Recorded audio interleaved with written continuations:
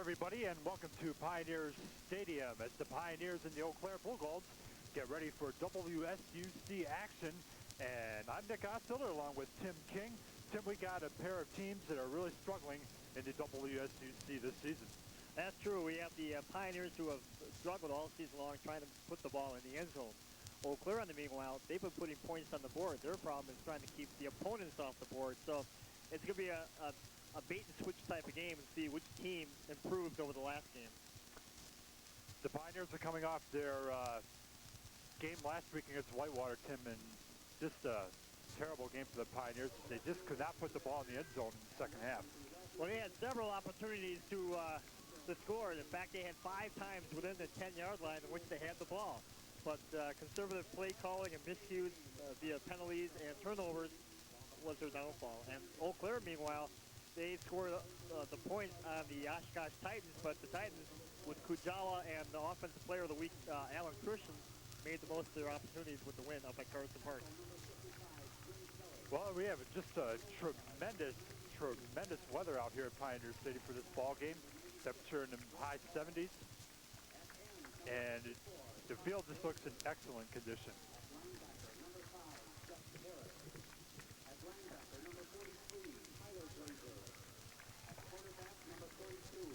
So we're just about ready to go here, as both teams are just about to be introduced here at Pioneer Stadium. Pioneers are 2-2 on the season, 1-2 in the WSUC. And Eau Claire is 0-2 in the conference, 1-3 overall.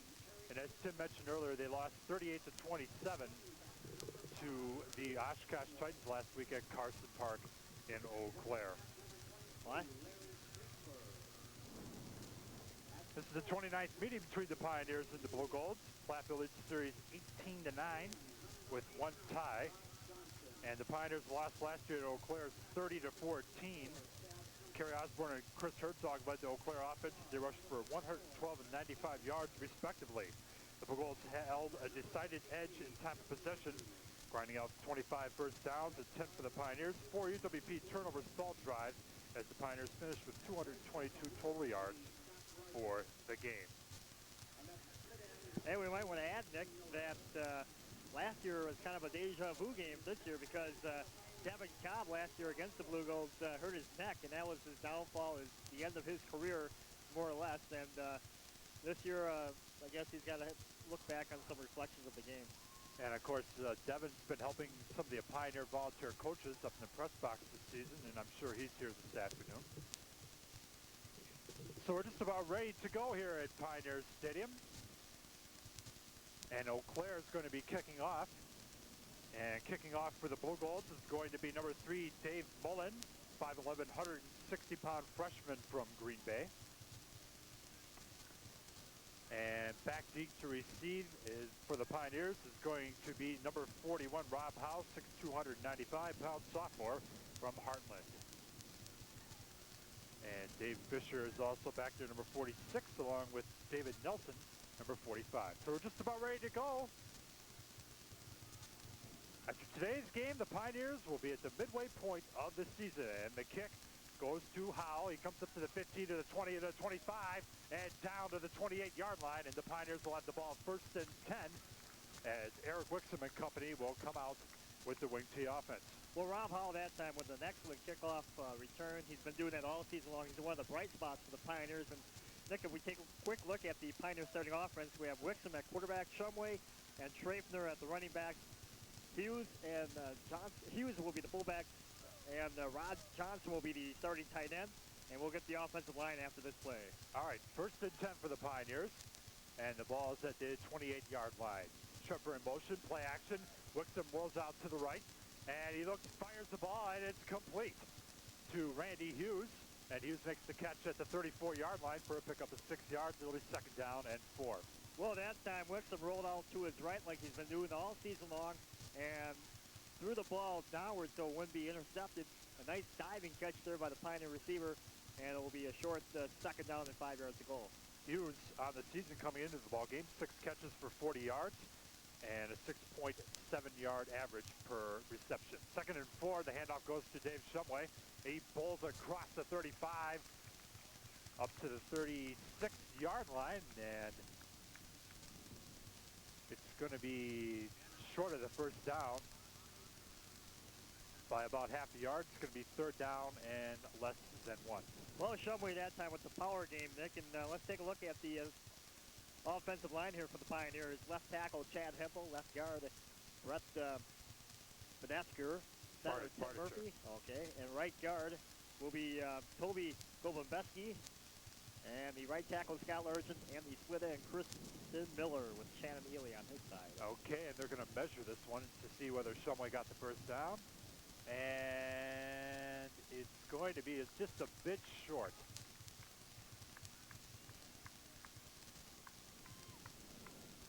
So the Pioneers are going to be short by just a couple of inches. It's going to be 3rd down. Just on our way here from Pioneer Stadium. 14 minutes, 17 seconds to go. Nick Ostler along with Tim King here on TV5's coverage of Pioneer football. And this is where we've seen Dave Shumway at his best with the power game right off the middle. Eric Wixom and the quarterback keeper, and it looks like he got the first down. So basic power football by the Pioneers, and they'll have a fresh set of downs as Eric Wixom. Well, drives right up the middle. They might have to measure for this. I don't think they got it. It's going to be 4th down.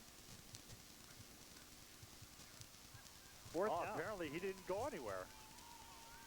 So a good job by the Eau Claire defense.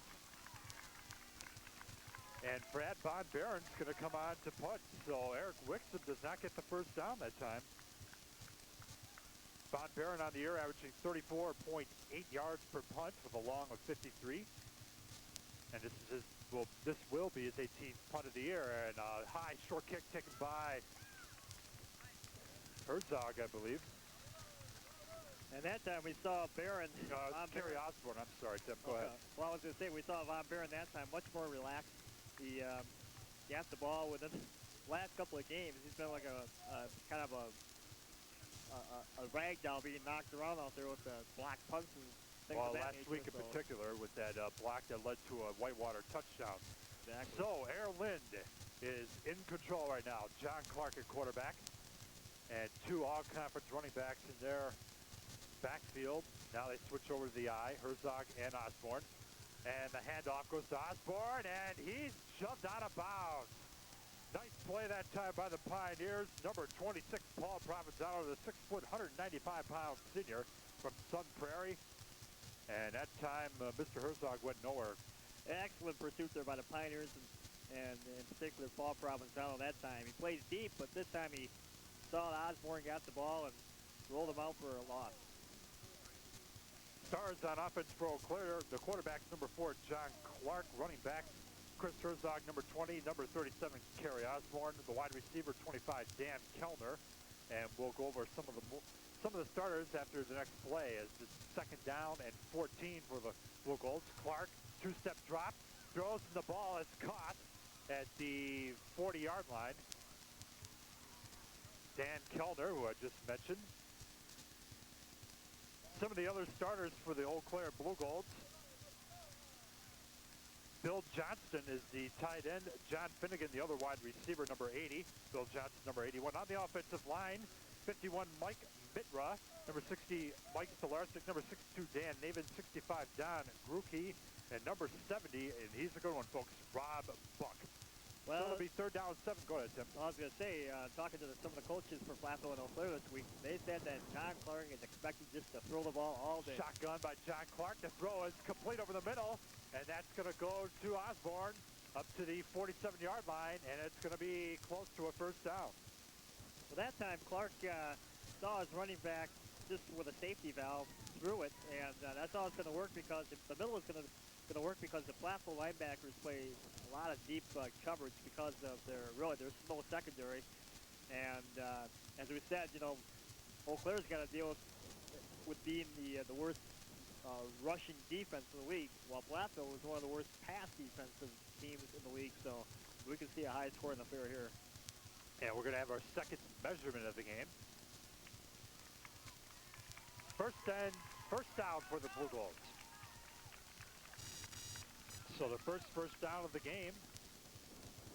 By the way, Chris Herzog coming into today's game has 23 catches for 173 yards and 2 touchdowns. And he's averaging 5.6 yards per catch. So it'll be first down and 10. The ball at the Eau Claire 48-yard line. This time a pro set by the Blue Golds. Clark under center. And we had Johnston out to the right. Clark drops back to pass. He's looking, a lot of time. Fires and it's almost picked off. That time for the Pioneers, Dave Reinflesh, 6'3", 215-pound senior from the Madtown, should have picked that one off, Tim. Reinflesh had that one all the way. Well, he's a linebacker. That's the reason why he didn't intercept it. But good read there by the Pioneers with the safety blitz. And I tell you, Plathville is looking pretty good so far. Well, we have a strong wind here today coming out of the south as well, Tim. And it'll be interesting to see teams going toward the south end of the stadium. It's going to be interesting to see how that affects the passing. Kicking game could be a big factor today. Second down and 10 for the Blue Golds in their own territory at the 48-yard line. Man in motion now is Clark. And a handoff goes to Osborne, and he gets up to midfield, so he gains 2 yards in the play. It'll be third down and 8. Osborne along with Herzog for the Blue Golds are usually outside running backs, but they really don't have a fullback per se like a Dave Shumway, so once in a while they'll go in the middle just to keep the defense honest. Kerry Osborne, 72 carries for 404 yards, excuse me. He's averaging 5.4 yards per carry. So it'll be third down and 8 yards to go for the Blue Golds. Ball right at the 50-yard line. I mean, you might want to watch out for a deep fly pattern to Keith Alafury. That's one of Clark's favorite wide receivers, so they've been basically nibbling around here in the first series. Clark in the shotgun on third down. And he drops back. Now Plathville gets to him, the pass is incomplete. The ball was intended that time. Now Reinflesh gets into it with the intended receiver, Chris Herzog, and nothing develops there. So it'll be fourth down and 8, and the Blue Golds are going to be punting for the first time this afternoon. Well, that was a terrible pass there by Clark. He had the guy wide open, but threw him at his knees, and the Pioneers were there. He wasn't going to get the first down anyways, Nick, so good defensive series there by the Pioneers. So Jeff Jorgensen will be back to punt for the Blue Golds. He's averaging 32.8 yards per punt, and a nice high kick, which can be a little short, and the ball bounces at the 22 and goes out of bounds. So the ball goes out of bounds. It'll be first and 10 for the Pioneers. The ball right at the 20-yard line. 11 minutes, 33 seconds to go in the first quarter here from Pioneer Stadium. Both teams with one possession with the football and nothing doing. Well, so far a stagnant type of game, but let's see if the Pioneers will try a little trickery here. We heard about a change in offensive strategy, but we haven't seen it so far. And Wixom on the handoff to Schrepper, and he goes outside, he loses 2 yards. One of the Blue Golds making the tackle that time, number 54, Todd Glazer, 6'4", 235-pound senior from Janesville. And he had some help that time, Tim. Blue Golds have an outstanding defense. They've always been a great pursuit team, especially from their linebackers, and it showed it right there with Schrempton losing a couple. So it'll be second down at 12 for the Pioneers, and they're going in the wrong direction right now. Eric Wixom under center.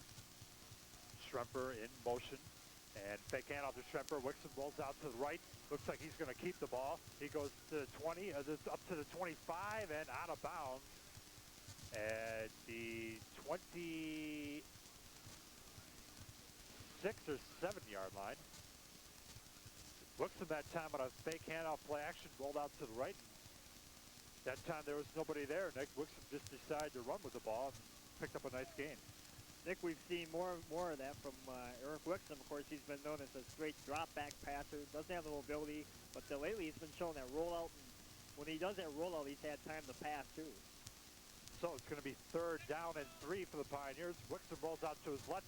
It's going to be a quarterback keeper. He gets past the 30 and out of bounds at the 39 as he jumps over the Eau Claire bench. Nice running by Eric Wixom, and he picks up another 1st down. Excellent run there by Eric Wixom. He saw the opening, and that was a design play. And he had wide open turf here. He's a big guy too, at 6'3" and 100 and some pounds. So Eric Wixom can be a devastating quarterback if you get that pass and run action going together. Wixom 6'2", 190 pounds junior from Madison. And of course he's taken over the starting reins this year and he's doing a fairly good job. So Wixom on a handoff to Shumway again. He gets up to the 40 and to the 42-yard line. Dave Shumway, Tim, I was going to say, Tim, Dave Shumway coming into today's game needs 290 yards to become the Pioneers' all-time leading rusher, and he's just about done it all in his years here at UW Platteville. Well, that's his vintage Shumway right there. Power football up the middle. We've said it time and time again. You cannot tackle this guy with just one hand. You got to gain tackle him. And that time he was getting tackled. This Wixom play action rolls out to the right. And he throws the ball, and it's ball's caught by Johnson. He's going to the 30, to the 30, to the 25, and all the way down to the 18-yard line. Rod Johnson that time made the catch, and then the defender just missed him, and he was gone down the sideline. Finally pushed out of bounds, and it's going to be 1st and 10. The ball at the Eau Claire 19. Excellent pass there by Wixom. Saw Johnson streaming towards the far sidelines, and Johnson with the excellent run afterwards, used the blocking downfield. 1st and 10 for the Pioneers, and they're threatening here in the 1st quarter. 9 minutes, 45 seconds to go in the 1st quarter. The Pioneers trying to put some points on the board in a scoreless game. 1st and 10 at the 16, and the handoff goes to Schreffer again.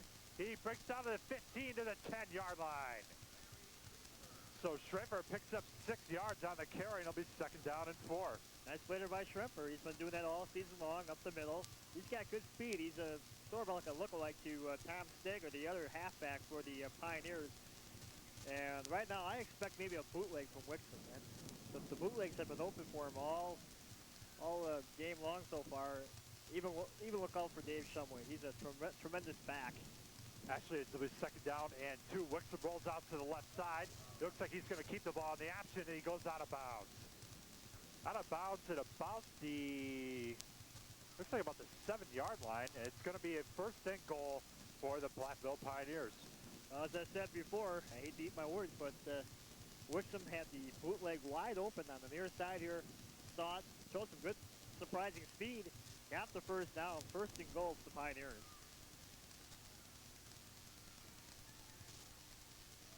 And now Tom Steger checking in, Randy Hughes checking out.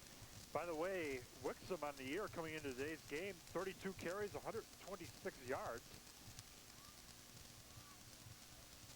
So it'll be 1st and goal to 6. Handoff to Hughes, and did he get in or not?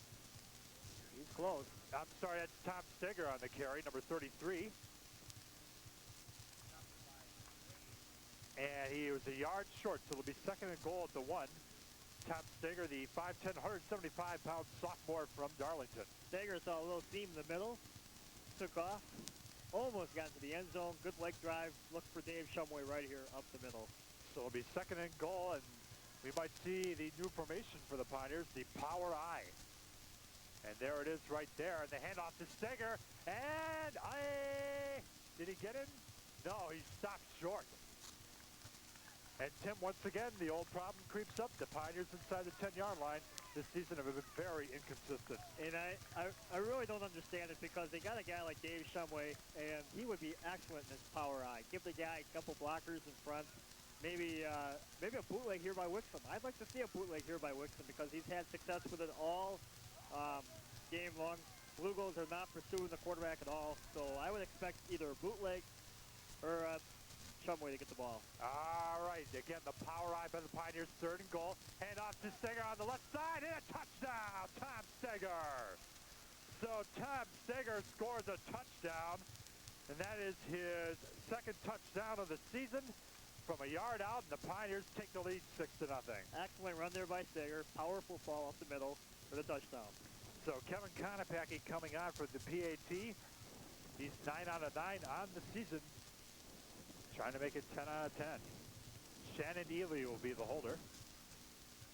And the ball down, kick on the way, and it is good.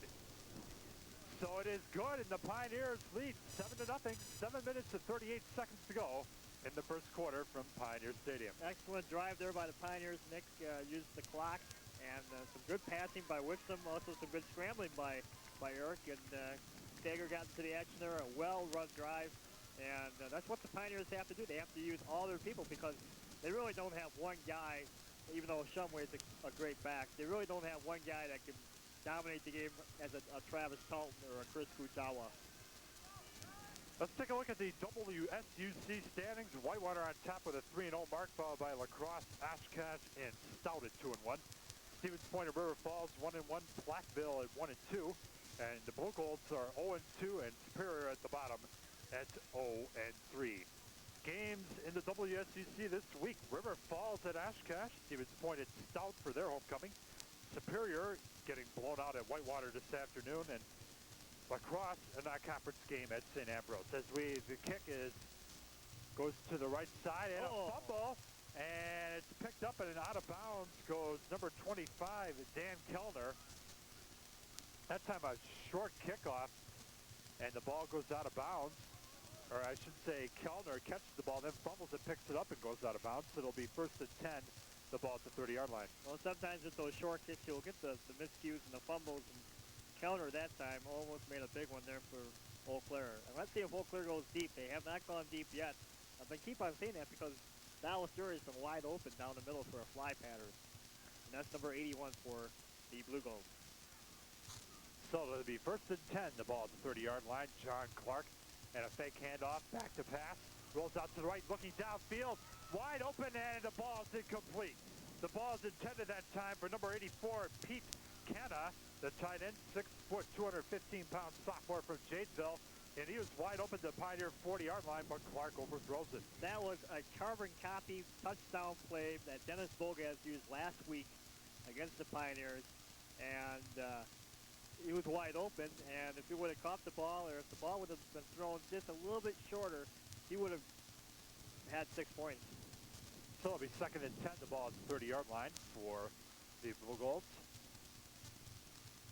And again, a straight handoff again goes to Osborne, and he gains about a yard up to the 31. And it'll be 3rd down, about 9 yards to go. Well, so far, Osborne has been the work back. 2 carries for 5 yards, and he destroyed the Pioneers last year up in Carson Park in Eau Claire with a great game along with Herzog and Ballasturi. So, and that game was kind of weird too because Platteville, they kept on switching the leads. Platteville would have it, Eau Claire would have the lead, and then the injury to Devin Cobb sort of put the game to a standstill. Clark back to pass on 3rd and 8. He's looking. And he fires the ball. It's complete to Herzog, and he goes nowhere. Tackled at the 34-yard line, and it'll be 4th down and 6, and the Blue Golds will have to punt. The Pioneers last year in the game at Eau Claire only trailed 10-7 at halftime, Tim. And the Blue Golds outscored them in the second half by the score of 20-7. Well, that's true. Platteville had the game, and that was a crucial game because if you recall, after the game, it was a loss of Devin Cobb. Also, Platteville, when they lost that game, dropped out of the WSUC race, and that's a pivotal game as much as this one is today. Jorgensen will be back to punt for his 2nd punt of the game. And a nice booming kick that turns over all the way back to the 10-yard line, to the 15, and to the 20, to the 25, and down at the 27-yard line. That time returning the ball for the Pioneers, Barry Begans, but what a punt by Jorgensen that time, Tim. That was the best one of the year here at Pioneer Stadium. A high firing kick that the Pioneer back had to keep his eyes on it. And that's tough because we got a high sky here with the sunlight. So I'll tell you, it's going to be a tough day for the wide receivers, especially going towards the flags here with the sun in their eyes. That was a 56-yard punt by Jorgensen. Unbelievable. First and 10 for the Pioneers. Wixom play action. He's going deep down the middle, and the ball's overthrown. That ball intended for Schraper that time. On the coverage for the Blue Golds is number 42, Guy Brown, 6'4", 200-pound senior from Chippewa Falls. Well, a nice passer by Wixom, just missed him. And if he would have caught that, that would have been 7 points too. 5 minutes and 44 seconds to go in the first quarter. UW Platteville 7, UW Eau Claire nothing from Pioneer Stadium on just a tremendous day to play football. Sun-kissed day. Well, you can ask for this in the beginning of October. Pioneer Stadium or the Orange Bowl? I don't know. They're having other games down there. Second and 10. Wixom rolls out to the right, and he keeps the ball, and he's going nowhere. That time for the Blue Golds, number 58, John Hill, 5'10", 215-pound junior from Apple Valley, Minnesota. And it'll be third down and 10 for the Blue Gold, or for the Pioneers, excuse me. So Pioneers facing a third and long situation right here. Wixom has 4 carries for 21 yards. That time, he's not effective when he goes up the field. He has to go outside with a penetration that's 9. Third and 10, Wixom, straight drop. He's looking out to the left side. The ball's caught by Shannon Ely at the 40-yard line, and did he pick it up? I think he picked up a first down for the Pioneers. Shannon Ely on the season, 11 catches for 134 yards, averaging 12.2 yards per reception. Well, that's a what they call a timing pattern. Ely turned around exactly when the ball got there. He was open. Ely's got good hands, been a good wide receiver here for the Pioneers for the years. And first down and 10 for Platteville. Steger's the lone running back now.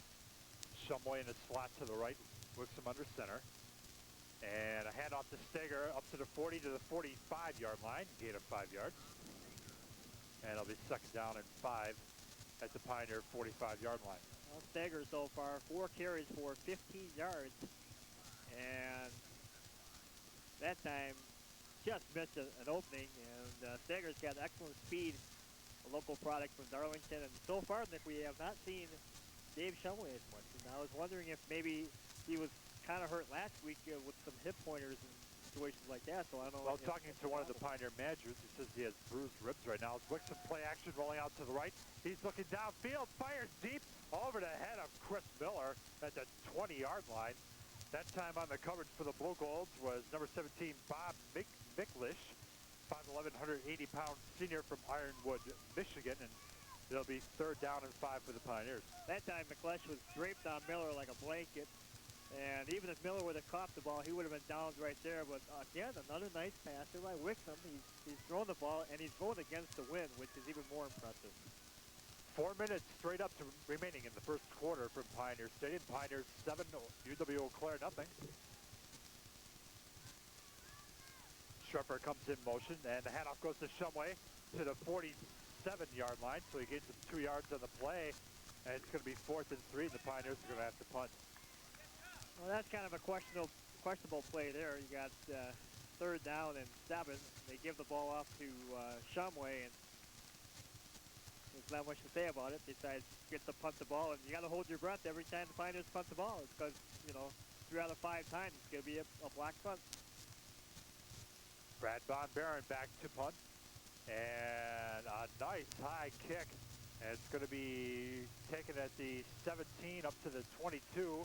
And down at the 24-yard line, it's Kerry Osborne on the return. So it'll be first and 10 for the Blue Golds as they will start their third possession with the ball in the first quarter, trying to get something going as we now have a flag down on the play. Well, it's against Eau Claire. It's going to be on the return, probably clip or a block below the knees. This is a and it's going to drive them. Clipping on Eau Claire, so that's going to drive them back to the 10-yard line. So Eau Claire, so far in the first quarter, other than the first down that they received in one possession, Tim, have really done much, haven't done anything with the ball. No, they really haven't. Clark has tried to get his passing arm going, but with no success. Clark under center, back to pass. He looks, he's going deep, and the ball's a lovely duck, but it's caught! At the 45-yard line, number 25, Dan Kellner, makes the catch. And a first down for the Blue Golds. Dan Kellner on the season, 13 catches for 272 yards. He's their lead receiver, Tim, and that time Clark went to him, and they picked up 35 yards. So, well, as I said, well, now they... What did they say? Did they trap the ball?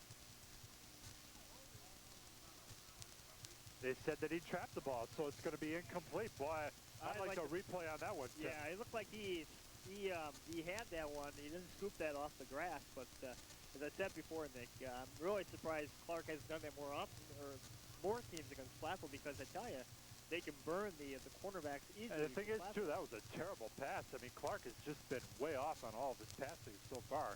Exactly. So it'll be second down and 10. And a straight handoff up the middle. And I think that was Herzog on the carry, and he picks up about 2 or 3 on the carry. Herzog and Osborne are both excellent running backs. Very versatile. They can catch the ball in the backfield. They can run the ball. They can do a lot of things. They can both block very well, Tim.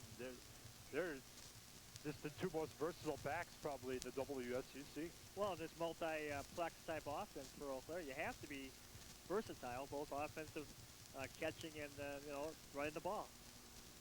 So it'll be third down and 8, the ball at the 12-yard line. Shotgun by Clark, back to pass. He's looking. He's going to go deep down the middle, and the pass is incomplete. The ball is intended that time for number 80, John Finnegan, the 5'11", 170-pound senior from St. Paul, Minnesota. And he was wide open that time. Once again, Clark missed him. Well, normally that would have been 6 points because John Clark he was hit gone, him. too, Tim. Yeah, He would have exactly easily had 6 points, I think, on that. So it's going to be fourth down and 8, and Jorgensen comes on to punt again. Oh, I was going to say, hopefully one of these times we'll see not for the Pioneers' sake, but for our viewers' sake, we'll see one of those long touchdown plays by Eau Claire. Back in the end zone, Jorgensen, and a nice high punt. Begans calls for a fair catch, and he catches it at the Pioneer 46-yard line. So the Pioneers will have excellent field position at the 46, first and 10, 2 minutes and 16 seconds to go in the first quarter from Pioneers Stadium. Pioneers 7, Blue Golds nothing.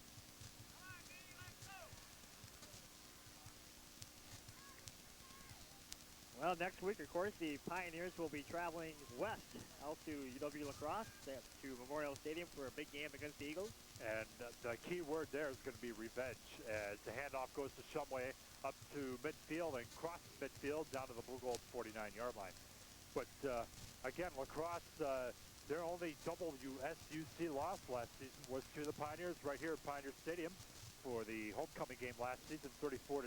And I'm sure that Roger Herring and his coaching staff is going to impress on the Eagles next week in practice. The fact that the only loss of the season last year in the conference was to this Pioneer club. And La Crosse has kind of struggled. They only beat Superior by a couple of touchdowns. Normally that would have been a blowout. Straight handoff to Shumway again. He breaks down to the 46-yard line. And he's going to be about 2 or 3 yards short of the first down. Well, that time, just power running by Dave Shumway. Got a couple of yards, durable. He's like, as I said last week, he's like a Larry Zonka. He's just big, and it's not fat. It's all muscle. And I tell you, the guy, if he has a heck of a season this year, he could possibly be drafted in the later rounds by some NFL club. Just look what happened to Ted Petrasky getting drafted by the Cardinals. Hand off to Shumway, and he's going nowhere. Excellent job by the Eau Claire D-line. Trying to pick up a couple of numbers on the play. Looks like number 39 for the Blue Golds.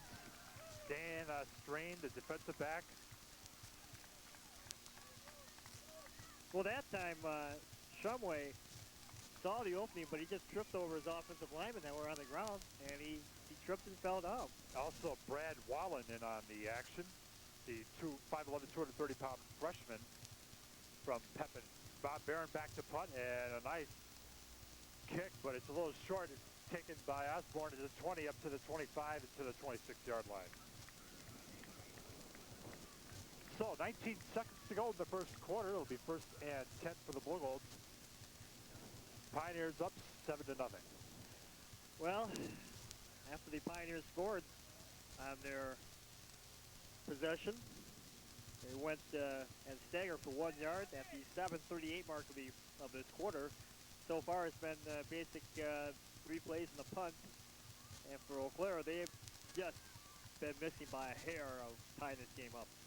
So first and 10 for the Blue Golds. This will probably be the last play of the first quarter. And Clark on a handoff. No, it's going to be a reverse this time to Johnston, and he gets up to the 30-yard line. So he gains 3 yards in the play, and that's going to be the last play of the first quarter. We're down to 4, 3, 2, 1, and that's it. So we will change ends here at Pioneer Stadium. That's the end of the first quarter. The score, UW Platteville 7, UW Eau Claire with nothing. And Tim, Pioneers taking advantage of their one long drive, and Tom Steger scoring from a yard out. That's been it in this game. Well, basically, we've seen Platteville do what they do best, and that's wear down the clock, use the running game to perfection, maybe throw in a pass once in a while. But Eau Claire, meanwhile, has had the opportunities. They've had the wide receivers wide open, and as I said previous, one of these times they're going to burn for a long touchdown like Dennis Bolgas did last week. Bolgas just destroyed the Pioneer secondary with the guy by the name of Mike Bell, and Pete Ballester is the same way. He's a game breaker. The guy can run, and once he gets hold of the ball, he's an exciting ball player. The Blue Golds on the season, in their first game, they defeated Winona State 41-0. Then they lost the next week at Minnesota Duluth 35-14. Then they went to River Falls, and the Falcons just did a number on them, 44-13. And then last week at Oshkosh, and sort of a mild upset, the Titans go into Carson Park and defeat the Blue Golds 38-27. So we have second down at 6. The ball at the 31-yard line. Blue Golds going from right to left now. Clark, he's in a little bit of trouble. He throws the ball, is caught at the 35-yard line. The ball is caught by John Fagan.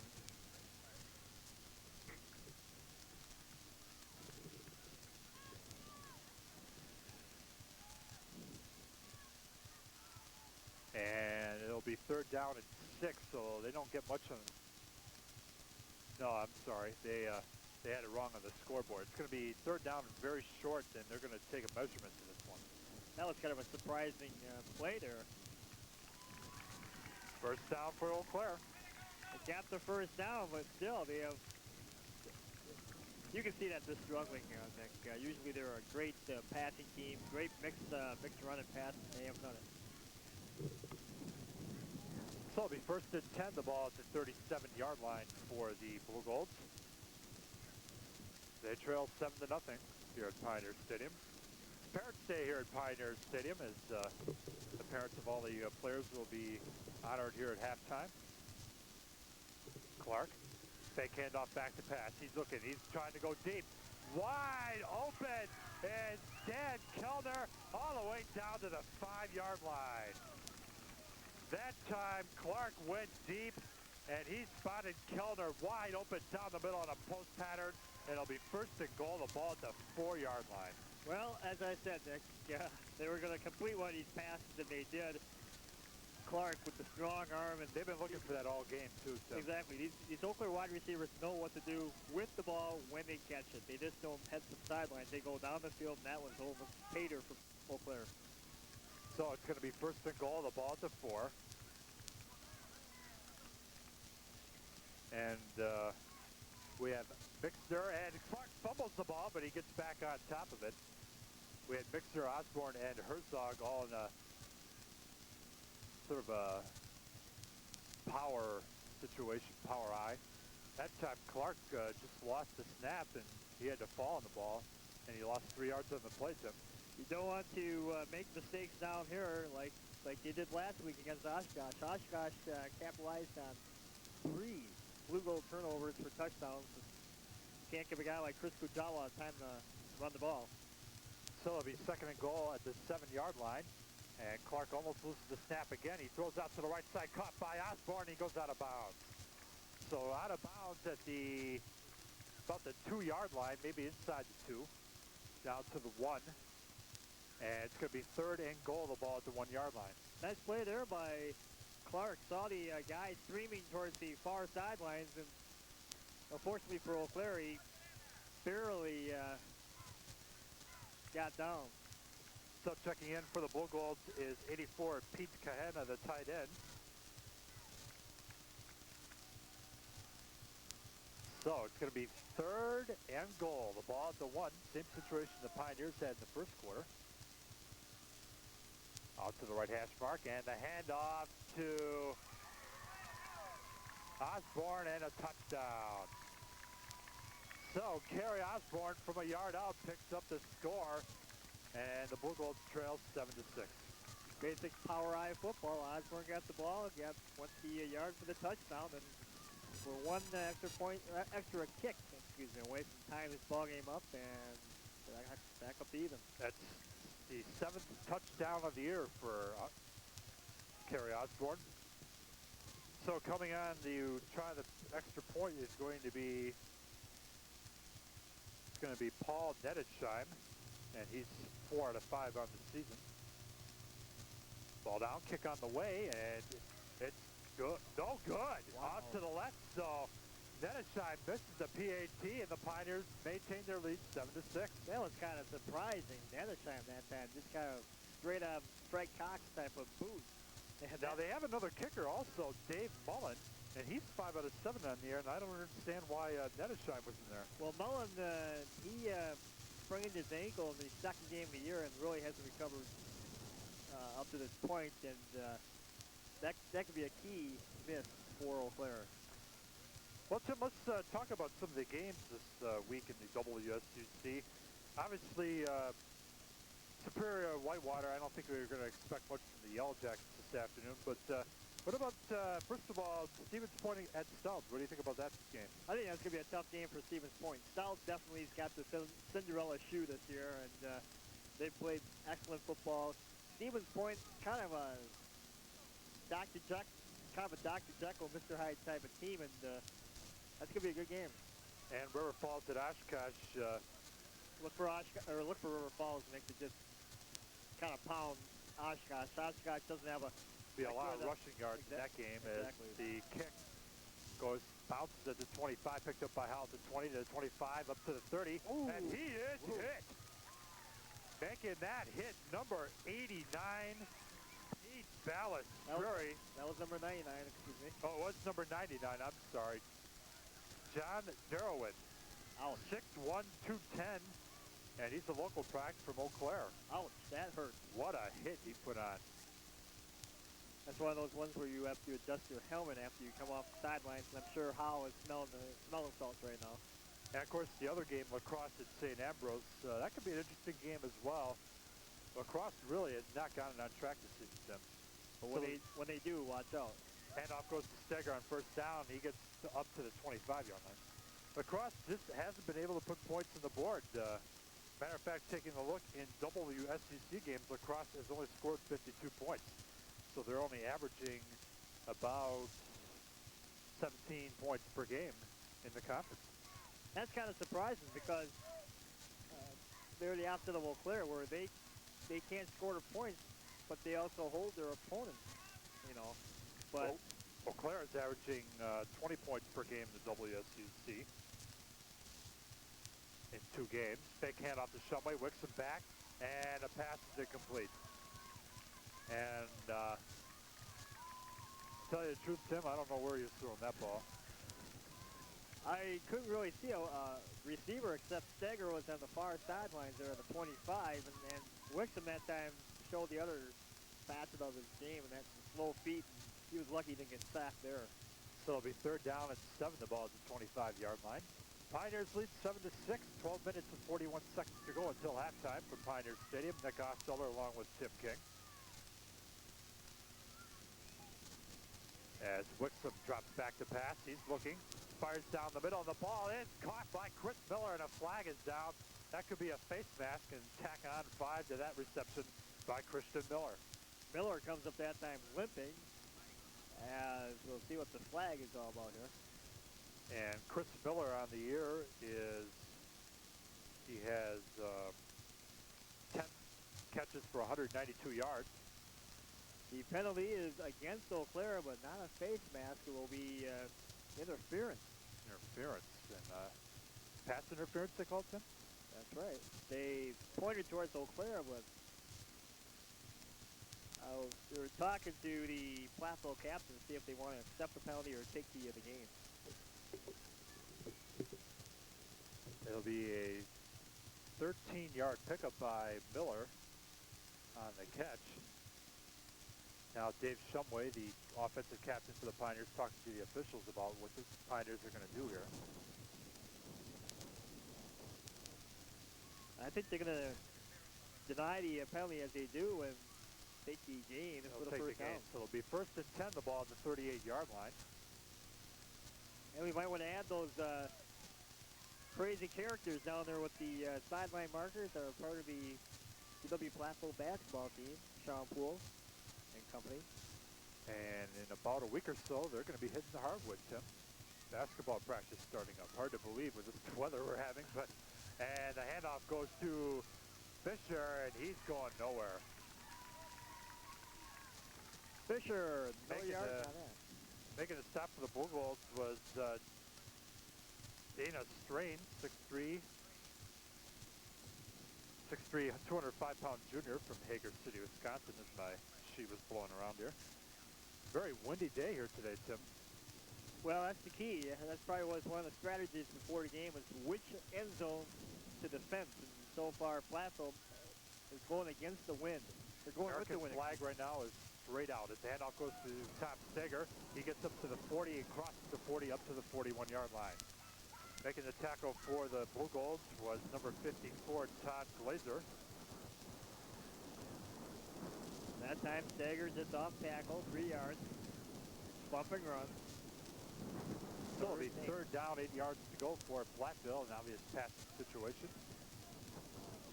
Let's see if Wixon tries another bootlegger, maybe a rollout pass like he's done to the far side to either Ely or Miller.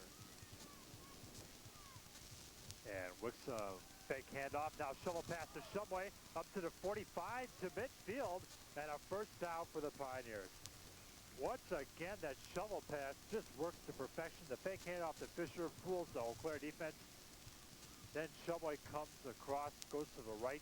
Wixom shovels the pass to him. He picks up a quick gain. A la the Denver Broncos. That's right. And they... And of course, we remember what game they used that effectively in a few years ago on Monday Night Football in the snow. We will not refer back to that game, of course. Shumway on the handoff, crosses midfield down to the 47-yard line. That was against the Packers, I believe, right now. That was against Green Bay. And remember, Green Bay fumbled the first 2 kickoffs of the game, and Denver scored touchdowns off of that. And that was one of Lynn Dickey's, perhaps, best performance ever. Well, James Lofton, I think, had about 225 yards receiving that game, which is unbelievable. He's had the games where kind of weird things. He had the great receiving, and then he, of course, remember that strike shortened season where the lights went out at Giant Stadium? That's right.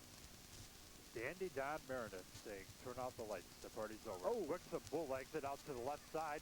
He throws it downfield. The ball is caught by Miller at the 28, down to the 24-yard line, and a 1st down for the Pioneers. An excellent bootleg that time by Wixom, rolls out to the left. Miller was wide open at the 28 and a 1st down for Platteville. What an arm by Eric Wixom there.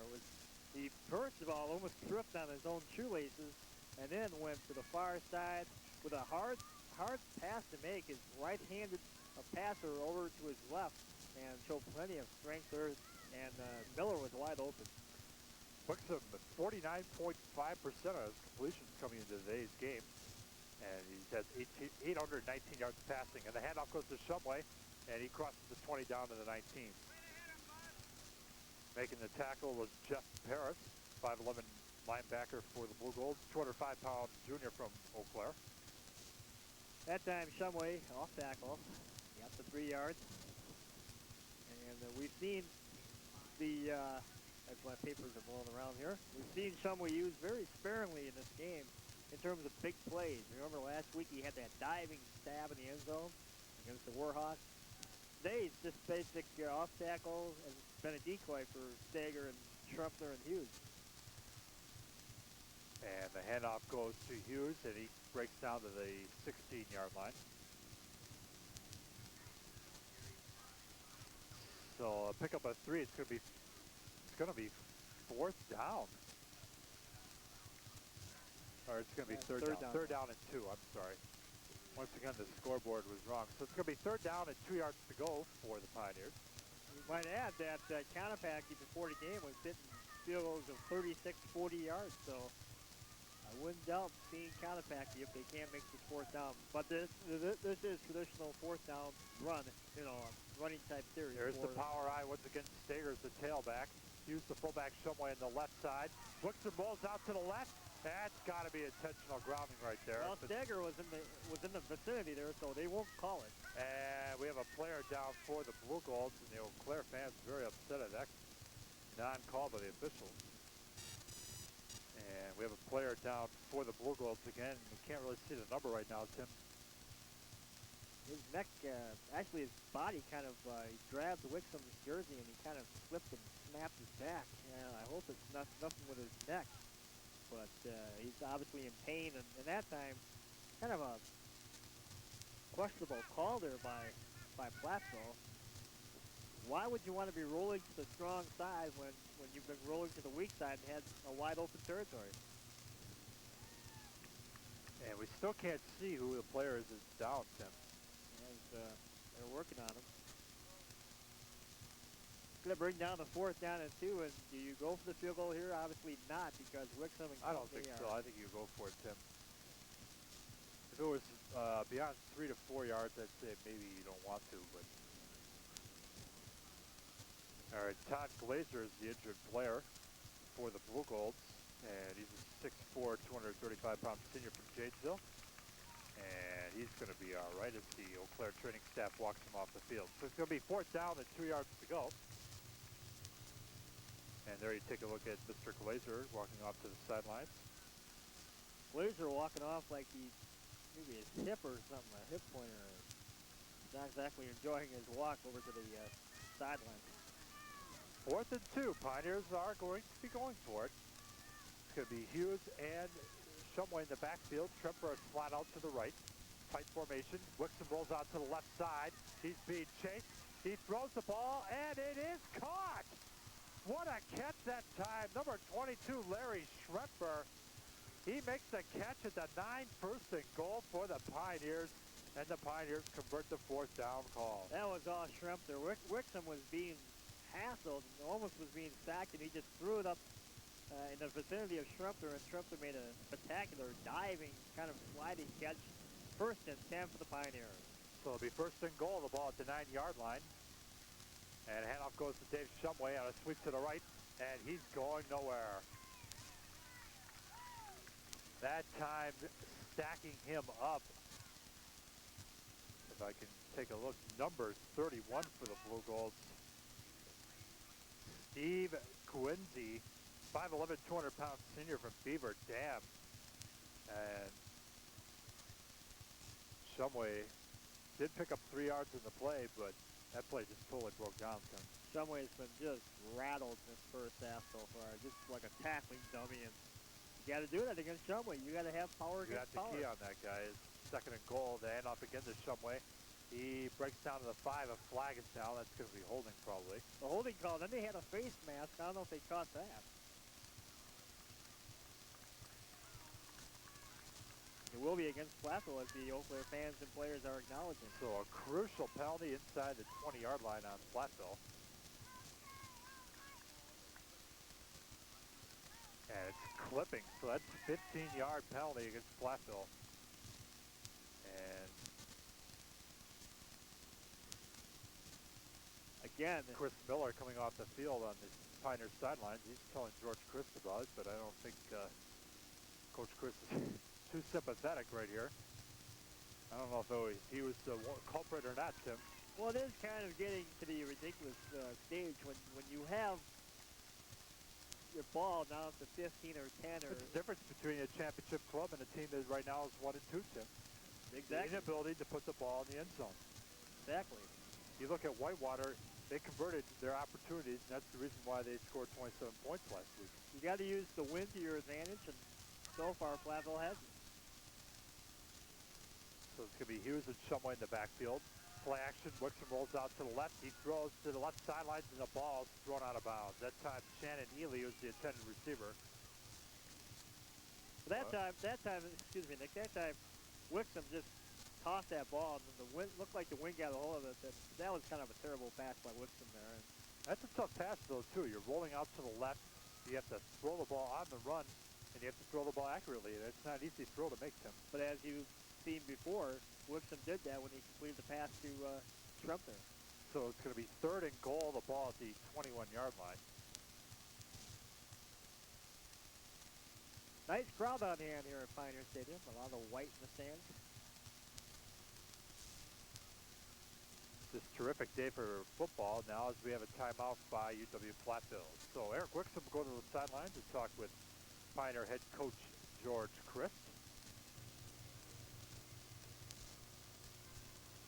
So 7-6 is the score. Pioneers are league. 7 minutes and 10 seconds to go in the first half from Pioneer Stadium. Well, Wixom so far, Nick, is 7 out of 10 for 41 yards.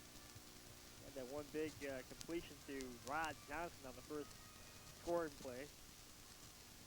Take a look at the scoring in this game in the first quarter. That's when it all happened. 7:38 in the first quarter.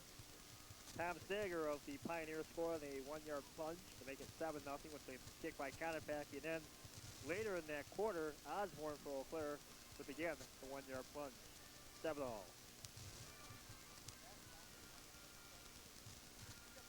Well, Tim, also today we have the Big Ten season begins this weekend. And not a happy day in Madison. Well, I wouldn't think so. The latest line I saw was Michigan was favored by 26. I think that's a little conservative. It's going to be a long, tough Big Ten season for Barry Alvarez. So it'll be 3rd and goal. The ball at the 21. Wixom rolls out to the left. He throws toward the end zone. And a touchdown! Chris Miller makes an incredible catch. The Pioneers with a touchdown. That was 4th and 21, not 3rd and 21. But what a great catch in the left corner of the end zone. Chris Miller from 21 yards out, and the Pioneers lead 13-6. That was all athletic ability there by Chris Miller. Got the ball, did a kind of a hood jump there, got the ball, kept his feet in bounds for the touchdown. What a devastating score for the Eau Claire defense that time. What a catch by Chris Miller. Conopacky coming on to try the PAT. And Shannon Ely holds. The snap is bad. Ely has to run with the ball now. Ely, he throws. He's going to throw to Conopacky, and the ball's picked off. And so the 2-point conversion, as it turns out to be, is no good. The ball is intercepted by Bob Miklish, 5'11", 180-pound senior from Iowa, Michigan. So the extra point is no good, and the Pioneers lead 13-6. So now for both teams, we've had miscues on the extra points. As I said, it was 7-7-7. It was 7-6, and with this touchdown and with the miscue, there's now 13-6 in favor of Platteville. And that time, they almost got the extra point. So each team now has missed on an extra point opportunity. Of course, Nettesheim kicked one wide left on the Bulldogs' extra point. So the Pioneers will be kicking off. It's going to be Eric Shikarski, 5'10", 175-pound freshman from Waukesha.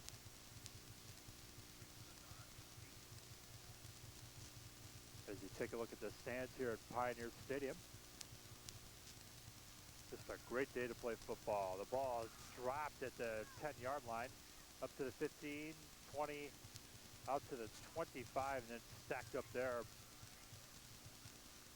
And the kick is returned.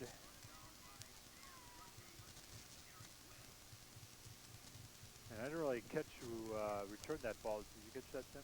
I think it was number 26, Chris Bowman, 5'10", 185-pound senior from Menominee. And that's tough. That's tough. Stout let him get away. Ouch, that hurt. But all these Eau Claire backs, they look identical. Very similar. Exactly. Very small, compact, but they can run. They can catch the ball. So you wouldn't know it on that kickoff return. So it's going to be first and 10, the ball at the 24. Blue Gold territory, and a drop play this time. And that's going. And Osborne on the carry, he only gets a yard on the play. It'll be second and 9. So far the Blue Golds have been just ineffective running the football this afternoon.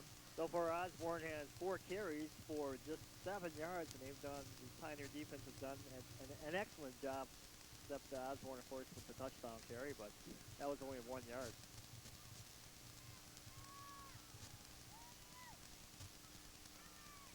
Clark under center. I formation this time by Eau Claire. Fake handoff, Clark back to pass. He's looking, now pressure breaks down, throws the ball, and it's intercepted! Barry Beckdad! Mr. Interceptor for the That's Pioneers. right. He led the WSUC in interceptions last season with 6 picks. This is his 5th interception of the season already. He's going to break that before the halfway point of the season is over, Tim. Well, it's like a Christmas gift. Another deflected pass. Anytime you have a deflected pass, you're 90% sure that it's going to be intercepted. And then you guys come to the game and you see the football players practicing drills. That is exactly why they do that. Tip drill, exactly. So it's going to be first and 10, the ball at the Pioneer 46. Shepard's in motion. Fake handoff to Hughes. Wixom bowling out on the option. He keeps the ball. He's up to the 48-yard line. So a gain of 2, and it'll be second down and 8 yards to go for the Pioneers. Well, so far the Pioneers look content to run out the clock here in the first half. I'd expect them to do a little passing here. You can never have enough points, especially against John Clark. You just don't know when this guy's going to break out of it. We saw small evidence of what can happen if he breaks out of it. 5 minutes and 37 seconds to go in the first half. Pioneers 13, Blue Gold 6. Nick Ostiller, Tim King with you from Pioneer Stadium. On a beautiful day for football. Wixom back to pass. He's being rushed, and a pass is going to go out of bounds. That time hit from the blind side. And number 55 for the Blue Golds, that was Jim Kelly. He laid a 6'3", I was going to say Tim, 6'3", 225 pounds from Wapaka. He's a senior. He laid a shot on Wixom there, and the ball was intended for Miller, but the ball had no chance. And as I've said before, Tim, that's the most dangerous play for a quarterback when he gets hit from the blind side. You never know when it's coming. All of a sudden you feel something in your back, just like a dagger, and boy, dangerous. Fake handoff to Schrempfer, shovel pass to Shumway. He breaks down to the 45 to the 44-yard line. And making the tackle for Eau Claire, Guy Brown, number 42. Now, for our viewers out there, Nick, is that a pass, or is that considered a rush? That is a pass completion. The shovel pass is a pass completion because the ball goes forward. Now, when you pitch the ball out on, let's say, a straight I formation, you pitch out to the tailback, that's behind the line of scrimmage, then that's a lateral. But if the ball goes forward, then that's considered a pass. So we're going to have a measurement here. And we've had a lot of them today, and they're going to be a bit short. About less than a foot, maybe about 3/4 of a foot. So, 4th down, and the Pioneers are going to go for it, Tim. This is a risky move right here. You give a team like Eau Claire if they don't make it, but expect a rollout or possibly a handoff to Shumway. All right, power I once again. Hughes, Shumway, and Steger in the backfield. Hand off to Steger, and he gets the first down and more out down to the 41-yard line. So the power I, something brand new in the Pioneer offense, Tim, and we've seen it a lot this afternoon. Exactly. That time, Steger has been getting most of the so-called Shumway plays up the middle, and he's been doing a good job. Got the first down. Tom Steger averaging 3.8 yards per carry coming into today's game, and he has a long 16 yards. So it's going to be first and 10, the ball at the Blue Gold 41-yard line. Handoff goes to Shumway, and he gets to the 40, down to the 38-yard line, spinning out of tackles. And he picks up about 3 or 4 on the play, so it's going to be second down and about 7 yards to go for UW Platteville.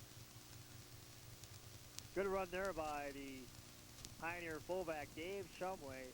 Used that tremendous leg power of his to get the extra yard. He was stopped right at the line of scrimmage, but then used that leg to backpedal. So 2nd down and 7 for Eric Wixom and the Platteville Pioneers. And reverse from Strepper, double handoff to Shumway, pitch back to Wixom, and he goes out of bounds at about the 32-yard line. So that was quite a gadget type of play there by Platteville. A dangerous play as well. And how many times, Nick, do you use your quarterback as a wide receiver in an option play? Not very often. That time again, the handoff to Strepper, double handoff to Dave Shumway, and then he pitched it back to Wixom. And Coach Chris goes to the grab bag. 3rd down and 2 for the Pioneers. Ball at the 33-yard line. Handoff to Hughes to the 30 to the 25, and down to the 24-yard line for another Pioneer first down. So Randy Hughes driving straight up the middle, and a first down for Platteville.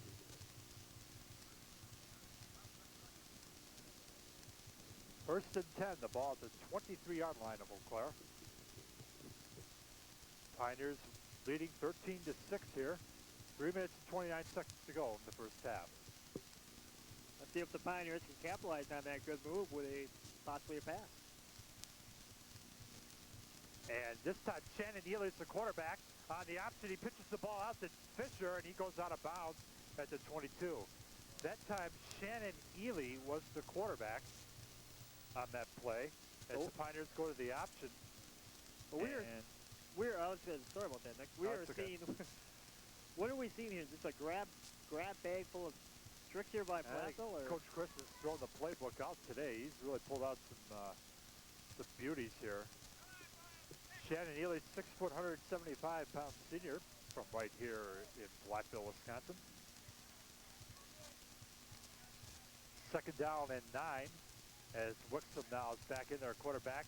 Quick drop, and he throws the ball incomplete. That time Miller on a quick slant that time.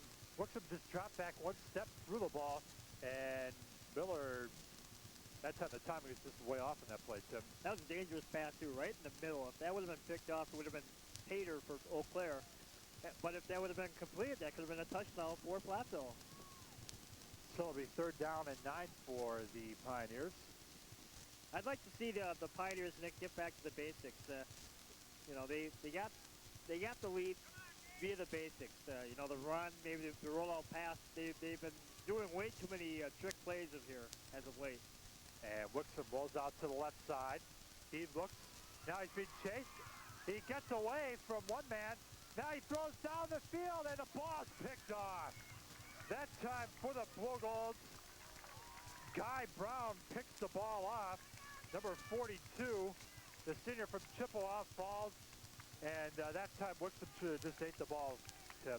Well, that was a great scrambling move by Wixom. He had Shumway open.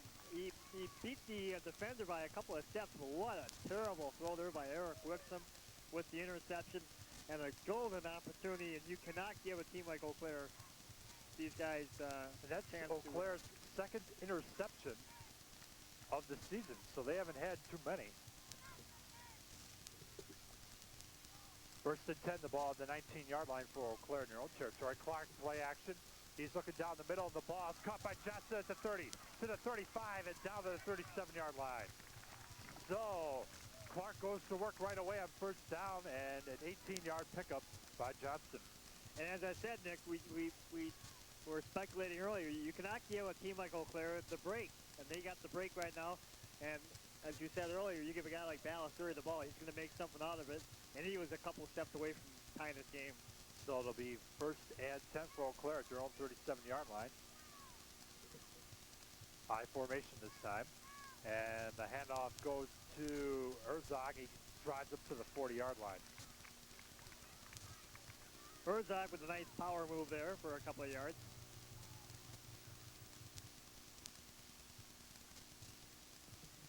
So it's going to be 2nd and 7. Clock running, 2 minutes and 13 seconds to go until halftime from Pioneer Stadium. Pioneers 13, Blue Gold 6. Clark drops straight back to throw. He's looking. He fires the ball short. It's complete. And the ball is caught by Herzog at the 44. And now the Blue Golds will take a timeout with 1 minute and 59 seconds to go in the first half. Well, that time, Herzog with the reception there, and you see a smart quarterback like Clark, taking a timeout, and he knows what's up. So it's a minute 59 left in the first half. He knows that this is a golden opportunity to score the turnover, and he's going to try his best.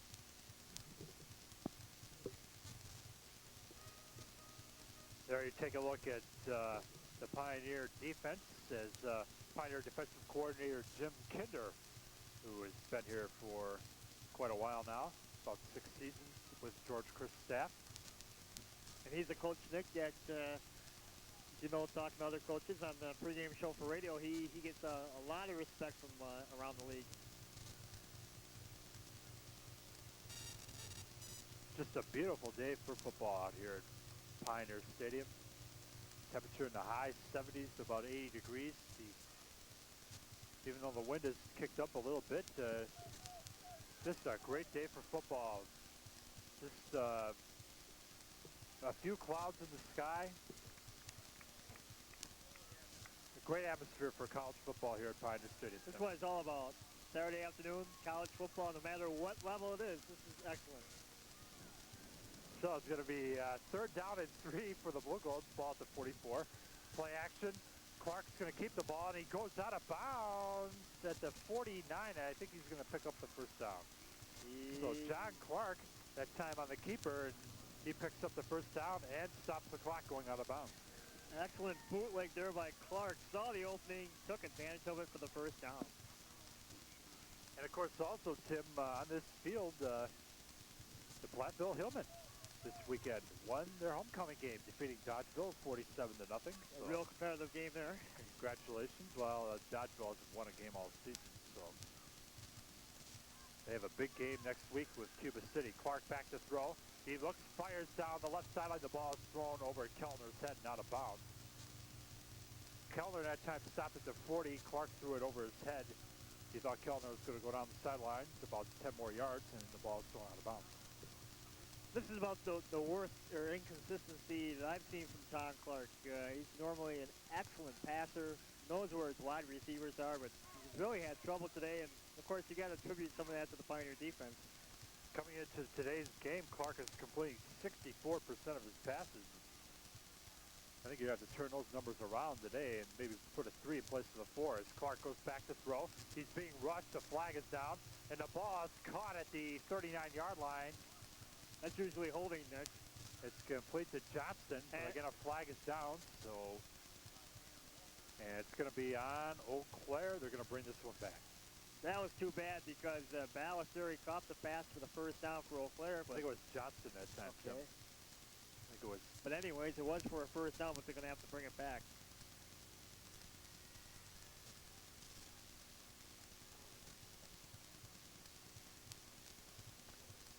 So the penalty, and what was that penalty, Tim? Was that holding? I believe so. Either that or illegal motion I saw. I think it was holding. I'm not sure. We'll have to wait for the official signal. The official signals here. Yep. And it was holding on Eau Claire. So there'll be a 10-yard penalty. Drops him back to the 39-yard line. 2nd down and 20.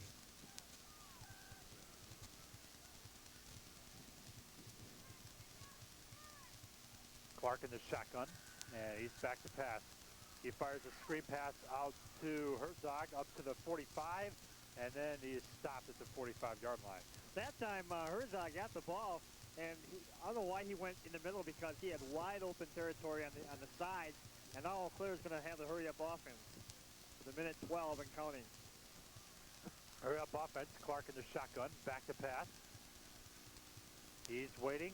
He looks, fires down the middle. Ball caught by Kellner at the 36, down to the 34, and it'll be a first down for Eau Claire. What a tremendous catch there by Kellner. Leaped high. If you wouldn't have gotten that one, the Pioneer secondary could have picked that one off, but got the first down, and Eau Claire Now that's A flag again. another holding call on Eau Claire. Well, this would be just... And Jim Lind, is that Jim Lind down there, or is that one of his coaches? I don't know, Tim. Is that Coach Lind down there going upset here?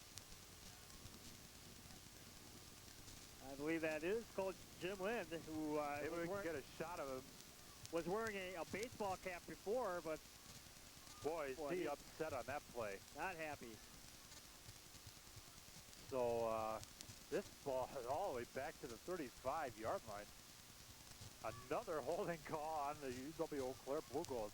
Boy, and talking about the Pioneers making mistakes, the Blue Golds are starting to self-destruct. Exactly. So it'll be third down and 23 yards to go for the Blue Golds. Clark in the shotgun. Shuttle pass goes to Herzog up to the 40 and out, down at the 42-yard line, way short of the first down. It's going to be about 18 yards short. So it's going to be fourth down, and the Blue Golds are going to have to go back to punt. Boy, after that play, we had some pushing and shoving by number 70, Rob Buck, for Eau Claire, and he is a big boy. He's at 6'4", 270 from Minneapolis. Now the Pioneers call a timeout with 21 seconds to go in the first half, and the Pioneers up 13-6. Well, I expect Plathville just to keep it conservative here. 21 seconds. They got the lead. I'm sure George Chris is happy with the fact of that. And for Eau Claire, they have to go back to the locker room, and they really have to scratch their heads because John Clark has been absolutely inconsistent in this first half. You know, one play was beautiful, that touchdown pass, or that, not the touchdown pass, but the... got it down to the 4, and then exactly. they punched it in eventually. But then he just looked completely terrible, and then they self-destruct with a couple of holding calls here when they had excellent field position here at midfield. And that was after the interception. So 21 seconds to go in the first half. Pioneers lead 13-6. It's going to be 4th and 16 for Eau Claire as Jorgensen will go back to punt. And McGansel is back at the 20-yard line for the Pioneers. Oh, and wow. Terrible kick that time. And the ball's going to roll and to the 25 down to the 20. And I think actually, Tim, that was by design. I think he wanted to try to get a roll on that so there'd be no return. Well, let's hope it was designed for their sake, because if it wasn't, that could be the worst kick I've ever seen punted, but it did do the job. Sean Landetta style putting, I think. So it's going to be 1st and 10 for the Pioneers with 11 seconds to go. Well, if it was Sean Landetta, that was about 30 yards past what he averaged. That's right, that's right. So I would assume here, Tim, that the Pioneers are just going to have Wixom just go down to his knee, and that'll be the end of the first half. And hand off to Shumway, double hand off to Schraper. And a fumble. Wixom kicks the ball out of bounds. I think that's a flag. You can't do that. What a herky play that was. Just an absolutely stupid play by Eric Wixom, kicking the ball out of bounds. Well, I don't know about kicking the ball out of bounds, but again, why do you go for all this trickery when basically you have four seconds? They almost lost the football on that play, Tim, too. Exactly. Well, that's absolutely terrible to be kicking the ball out of bounds on that play. And George Chris right now has just got to be just going berserk. And there you see George Chris talking to Larry Schreppert. I'll tell you what, I wouldn't want to be in the locker room at halftime, Tim, with either of these two head coaches, Jim Lind or George Chris. That smoke might be from the locker rooms instead of the concession stands. So we have 4 seconds remaining in the first half. And it's Parents' Day here at the... that's right, and a lot of the parents are here this afternoon. As we see in the far side where the players' entrance is. If we can get a shot there, a large contingent of Pioneer parents. And they'll be having ceremonies here at halftime honoring them. Well, what an absolutely beautiful day. In comparison to a game that you and I worked, Nick, the Ice Bowl #2 a couple years back. course, I was working the cameras, and you were up here in the broadcasting facility. I'll never forget that game. So 4 seconds to go in the first half. Handoff goes up the middle to Hughes, and that's going to end the first half. So that ends the first half here from Pioneer Stadium, and at halftime, the Pioneers lead by the score of 13-6, and Tim, not really a well-played ball game by either club.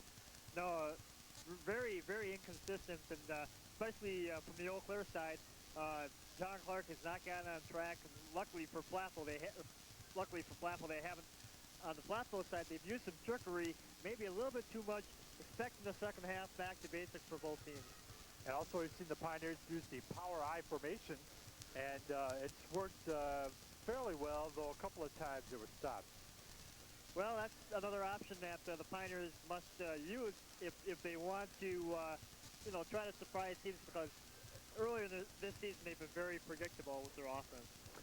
So, at halftime, the Pioneers lead 13-6. I'm Nick Ostler with Tim King. We'll be back giving some of the halftime stats and the second half action right here from Pioneer Stadium. You're watching Pioneer football right here on TV5. Why don't you stick around and for the second half of action.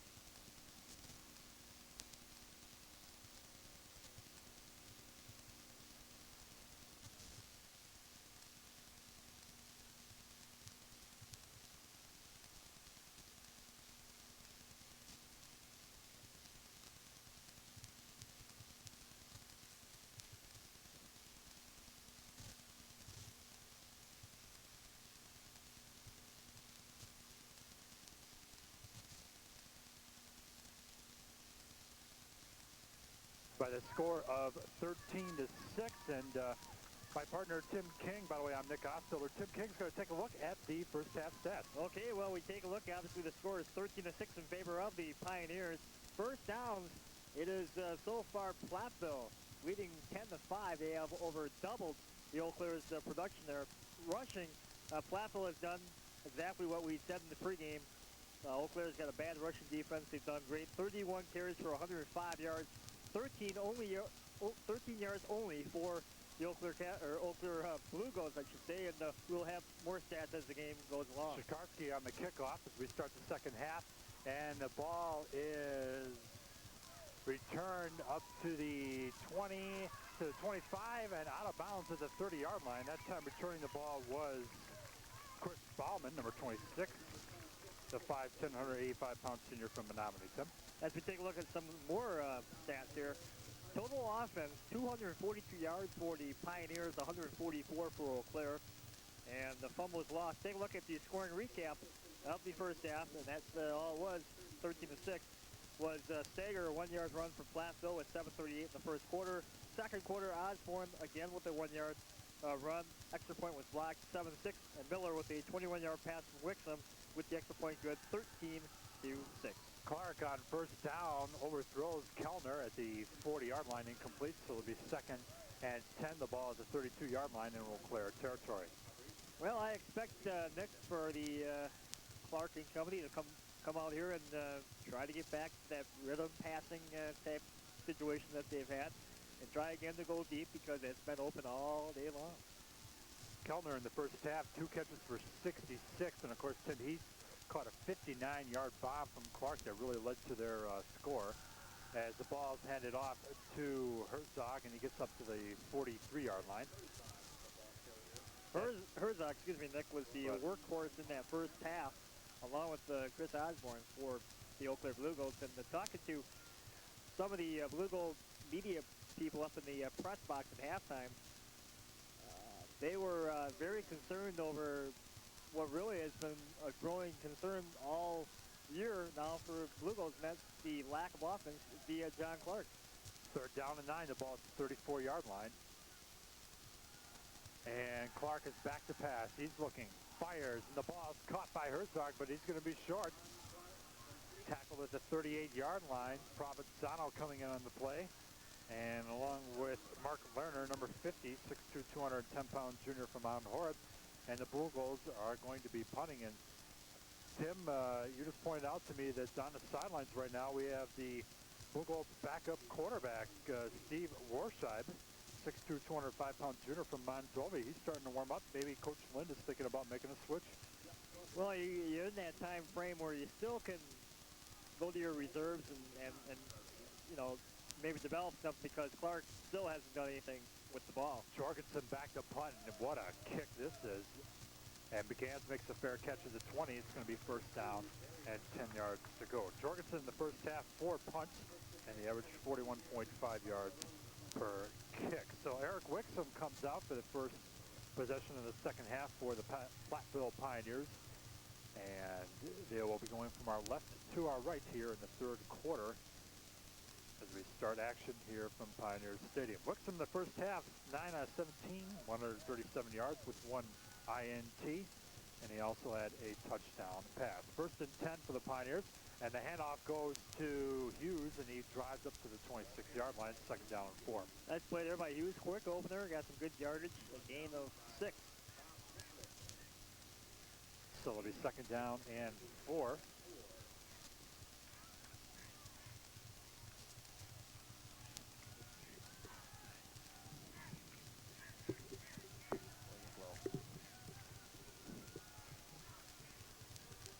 Well, let's see, Nick, if some of the trickery for Platteville comes back in the second half, too. And Wixom back to pass. He's looking, fires. Shan Ely catches it as the 36, and he's down at the 38-yard line. So a 12-yard pickup by Shannon Ely and a first down. That was a basic square out, a square in. Ely went down 14 yards and then cut back in. That was also a timing play. Wixom caught him in stride for the first down. So it'll be first and 10, the ball at the 38-yard line. For the Platteville Pioneers, 12:26 to go in the third quarter. Pioneers 13, Blue Gold 6. Now flag is down, and I think it's going to be illegal motion on the Platteville Pioneers.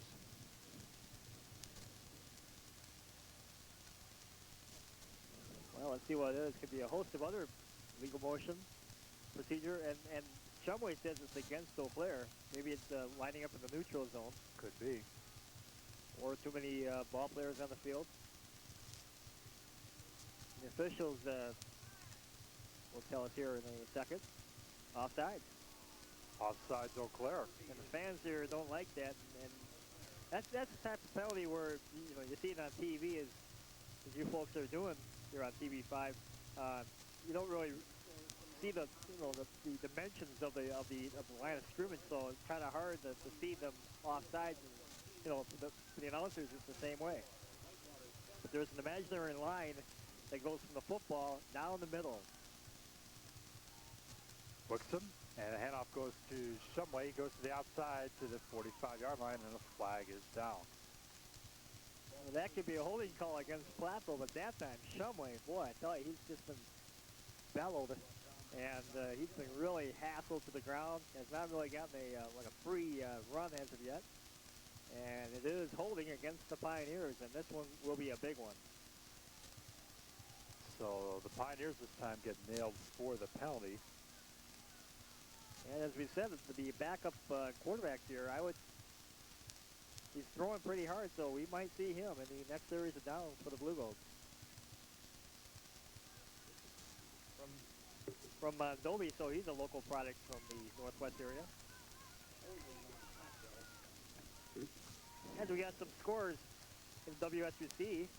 It is Oshkosh 21, the River Falls 14 in the first quarter, and Whitewater, surprisingly, 7-6 halftime lead over the Yellow Jackets. Nick, some surprising scores there.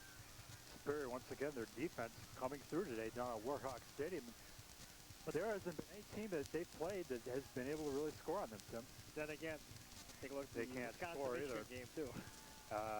Wisconsin trailing as Schremper gets the ball on a pitch out, and he goes up to the 40, all the way to the 43-yard line, as the Badgers are trailing 17-0 against Michigan at half. Nice play there by Schremper. Got the ball, picked his way for about 6 yards. So it's going to be second down and 7 for the Pioneers.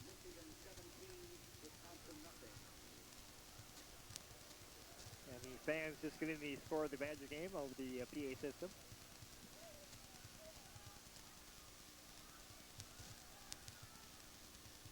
Wixom, play action, rolls out to the right. Looks, throws out, dumps it off to Hughes, and the ball is incomplete. That time Hughes, I think, looked ahead to run with the ball before he had it, and he just dropped the ball. And he had plenty of real estate ahead of him. He would have had the first down for sure, possibly 5 to 10 more yards.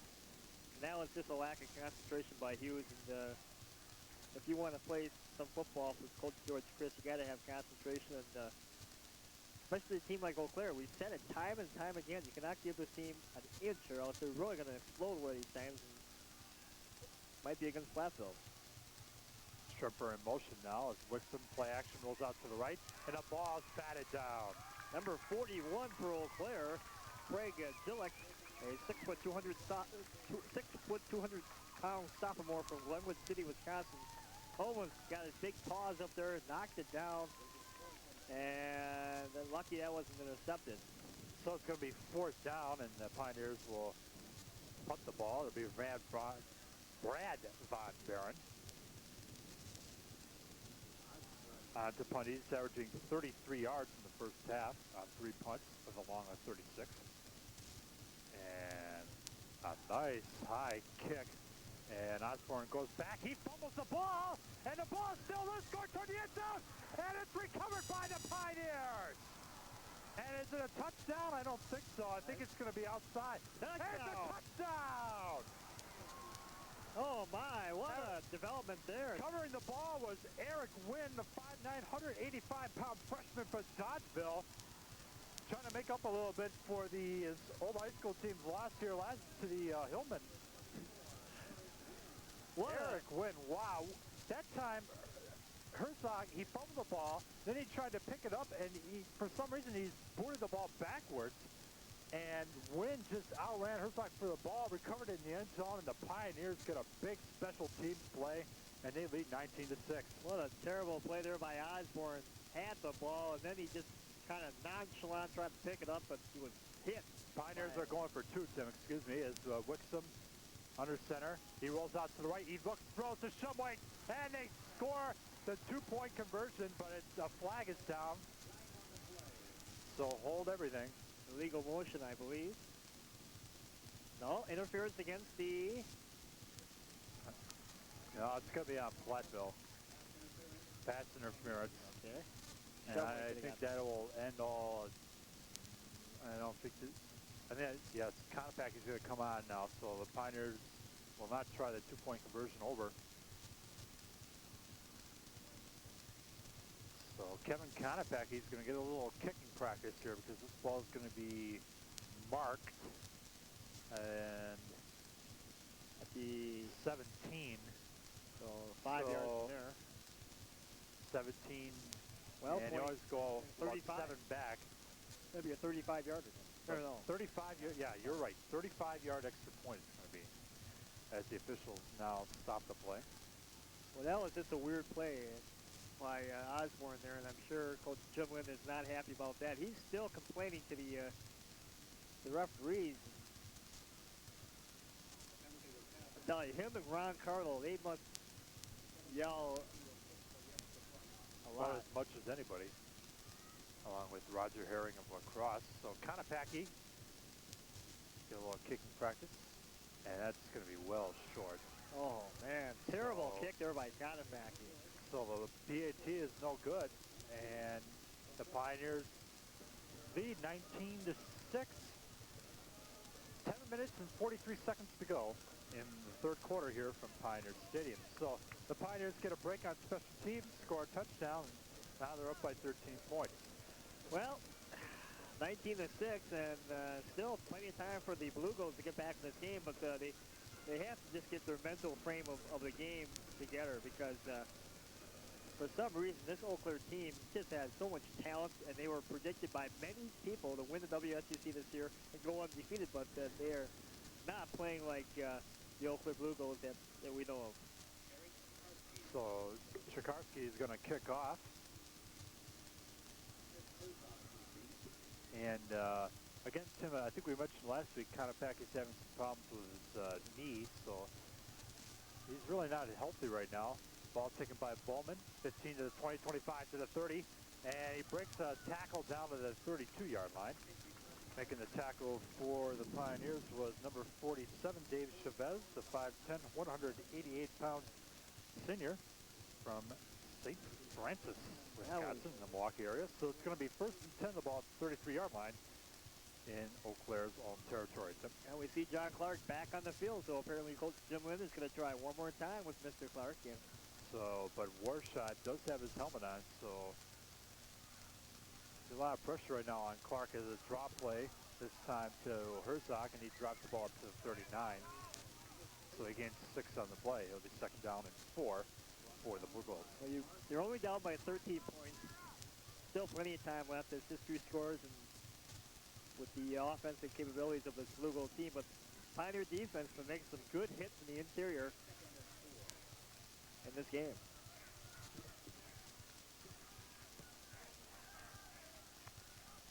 Second and 4 for the Blue Golds. The ball at their own 39.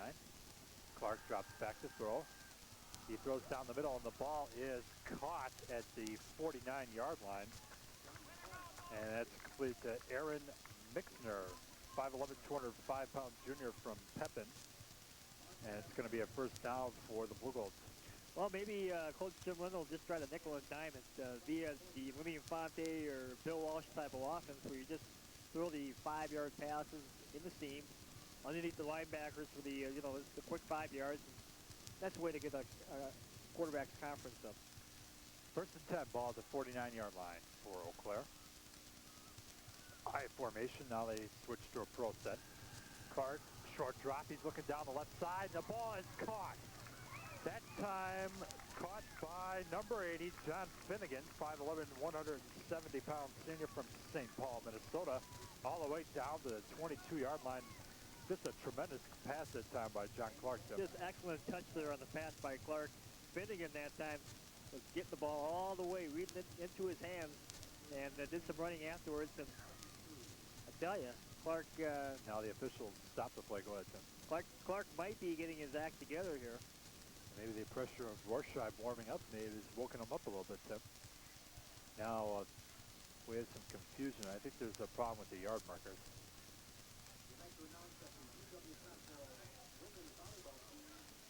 And there you get a shot of the Eau Claire sidelines.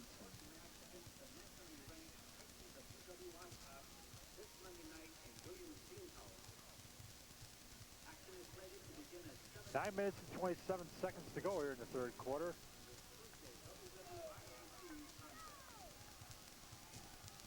Pioneers are up 19-6, but Eau Claire is in scoring territory right now at the 22-yard line. 1st and 10, and the handoff goes to Herzog. He drives across the 20 down to about the 17-yard line.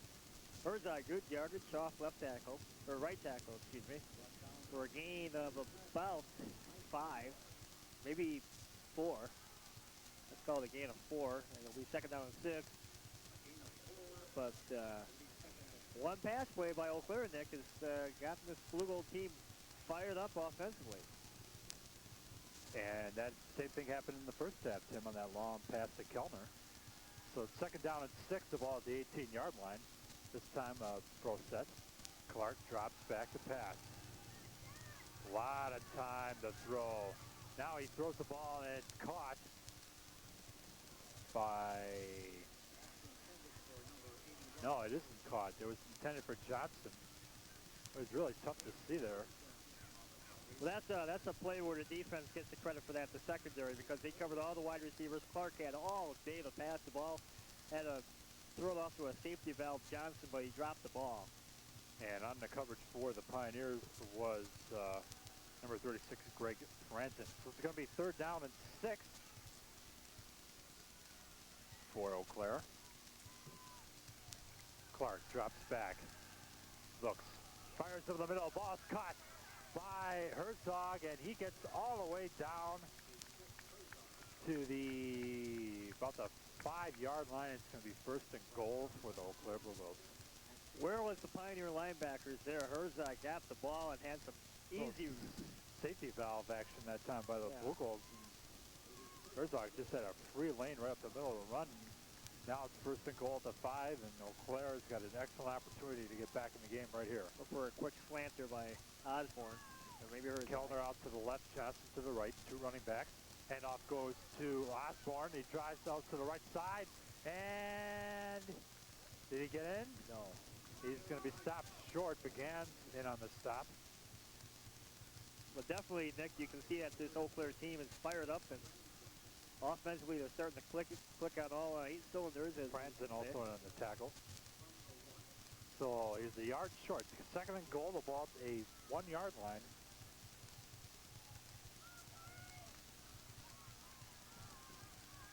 This time, I formation by Eau Claire.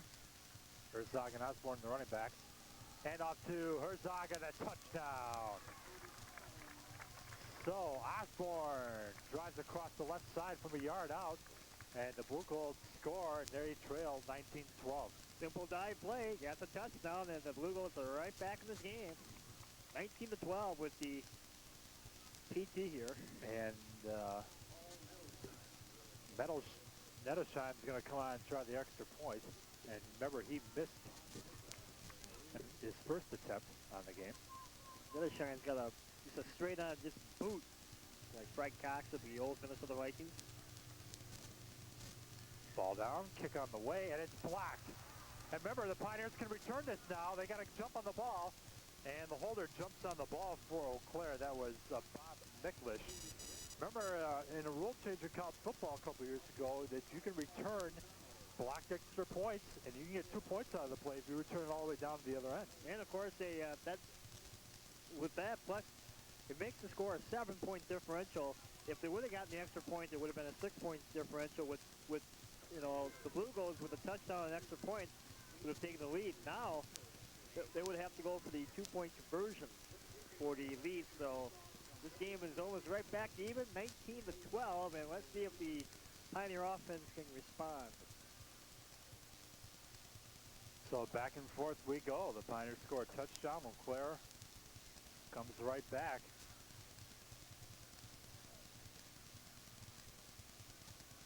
As we have papers flying all over the place, but the Pioneer sports crew nice enough to help us out here. Doing an excellent job here at Pioneer Stadium. And of course the next home game, Tim, is homecoming against River Falls. You want to see power running come to that game. They have an excellent quarterback, Chad Johnson, as the kickoff is to Howe to 16, 20 to 25 to the 30 to the 35 and down at the 37-yard line. Making the tackle for Eau Claire, John Derwin, 6'1", 210 senior from Eau Claire, and it'll be first and 10 for the Pioneers. I tell you, Pioneers have a good combination on Howe on the kickoff returns. Began some punt returns. They've gotten some good yardage to the season. First and 10 for the Pioneers at the 37-yard line. Howe coming into today's game averaging 21.6 yards per return, doing an excellent job.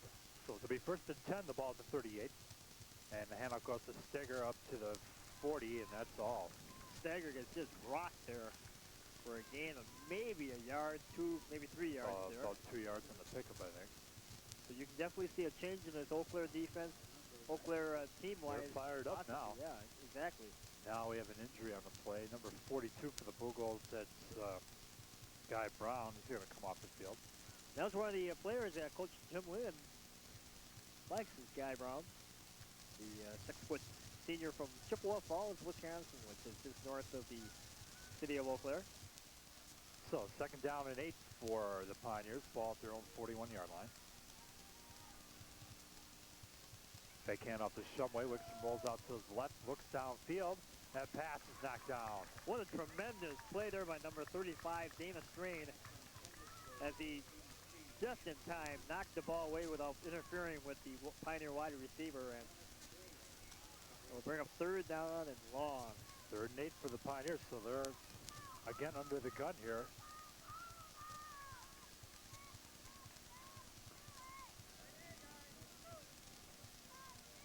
And of course, Tim, as I mentioned before in the first half, this will be the halfway point of the season after today's game.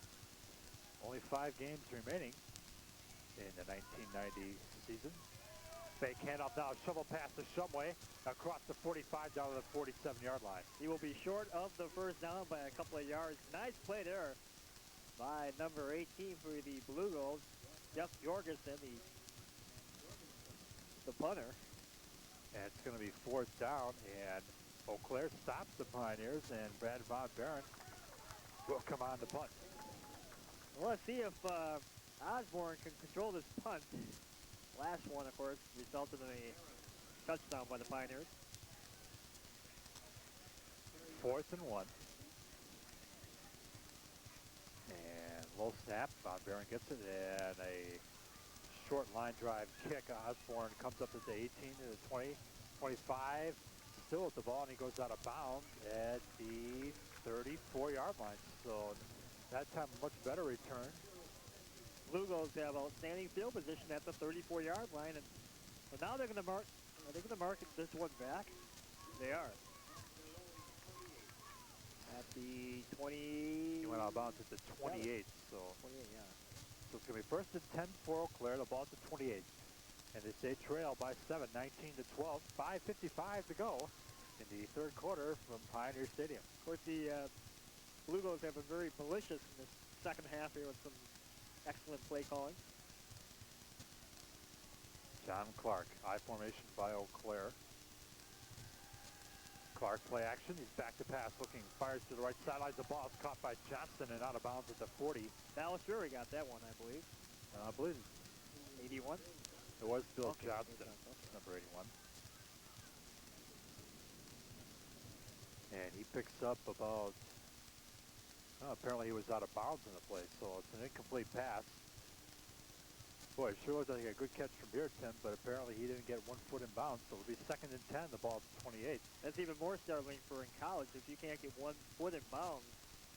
Kellner out to the left side, Johnson to the right. Clark under center, he goes back to pass. Looking, he fires it, it's incomplete. Ball intended for Aaron Mixner, and the pass is just too low that time for Mixner, and he just couldn't come up with the ball. Well, last series of downs, we saw the Blue Goals come out and really play some good hard-nosed football. Now we've seen them come back with the mental mistakes, and this is inconsistency at its best for the Blue Goals. And the Blue Goals, to be successful, their passing game must succeed. So it's going to be 3rd and 10 for Eau Claire. The ball at the 28. Clark in the shotgun. He's back. He's looking. Keeter is on a rush, and he sacks him. Greg Keeter on the sack all the way back at the 21-yard line. So Keeter does an excellent job that time on the pass rush. And Eau Claire is going to have to punt the ball. And that is Keeter's 3rd sack of the season. Well, again, mental mistakes. What can you say about it? So Jorgensen back to punt. Barry Begans and Dan Walters back at the 45 in Pioneer territory. Jorgensen with a snap. Oh, he shanks that one. And it's going to go out of bounds. It goes backwards. Now hit at the 30. It's got to be at the 30, I would It's got to be at the 30 or 31. A terrible punt that time by Jorgensen. I think about a 9-yard kick there, Tim. Well, we talked about Sean Wendell in the first half, but terrible punt there. Right off the side of the foot that time. So the Eau Claire kicking game has really let them down today. And now it's time for the Pioneers to get back on the move, and if they could score here, that would really put the dampers on the Blue Goals. 4 minutes and 53 seconds to go in the 3rd quarter from Pioneer Stadium. 1st and 10, the ball to the Blue Gold 32-yard line. Pioneers are leading 19 to 12. Wixom under center. 2 backs in the backfield. Slot to the right. Shumway in motion. Wixom goes back to pass. Goes to the right. Schreiber makes the catch. And he goes down at the 18. Nice play there. 28, excuse me, Tim. Nice play there by Schrempner. Got the ball and just lost his footing, or else he could have had some extra yardage.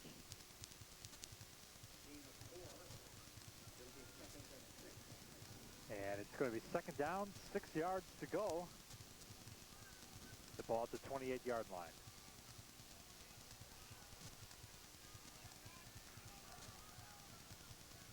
Wixom brings them up. Hughes and Shumway in the backfield in a pro set. Schreiber comes in motion. And handoff goes to Shumway up the middle, and he goes down to the 25. Actually, that was the wing T formation, the regular wing T. Some hard yardage there for Shumway. He had a couple of yards. Been typical Dave Shumway yardage pickup there. Exactly. Hard-earned 3 yards on the play. Of course, as we said in the pregame, he's coming close to a milestone as being a Pioneer player. He will become, before the season's over, the all-time leading Pioneer rusher. He already holds the career touchdown record here at UW Platteville. So it'll be 3rd down and 3 to ball at the Blue Gold 25. Fake handoff goes to Schraper. And he's going nowhere. He gets nothing on that play, Tim. Craig Gillick would trip him up there. Nice play there by Gillick. Going to bring up a 4th down, and will the Pioneers go for this? Well, right. Like they will. And he lost 2 yards in the play, so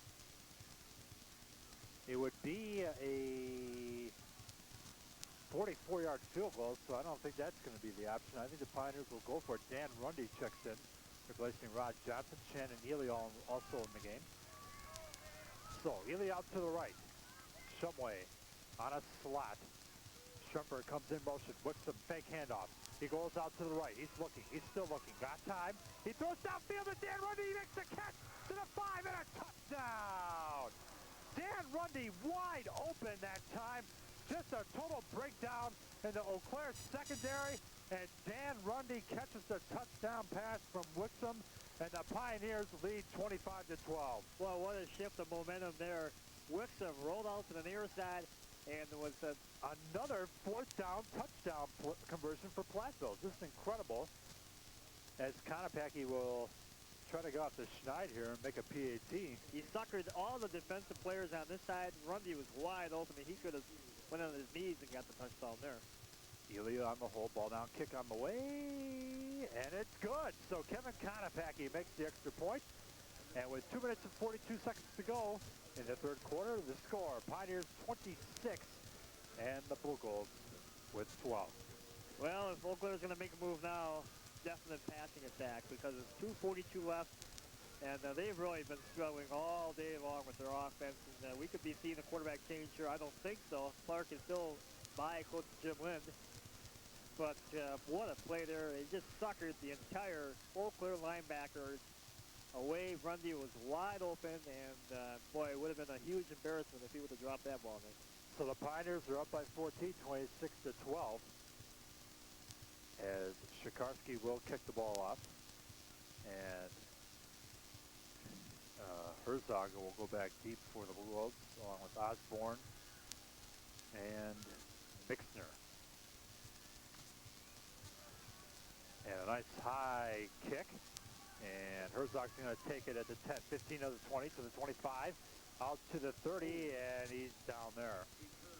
That time he was tripped up by number 38 for the Pioneers, Bruce Fiji, along with number 47, Dave Chavez, was in on the stop as well. So it's going to be 1st down and 10 the ball at the 30-yard line for Eau Claire in their own territory. Well, I think, Nick, this is a critical standpoint in the game. Eau Claire down by 14 points, and they're going to have to get back in this game and expect some wild passing attack here by John Clark and company. So Clark under center.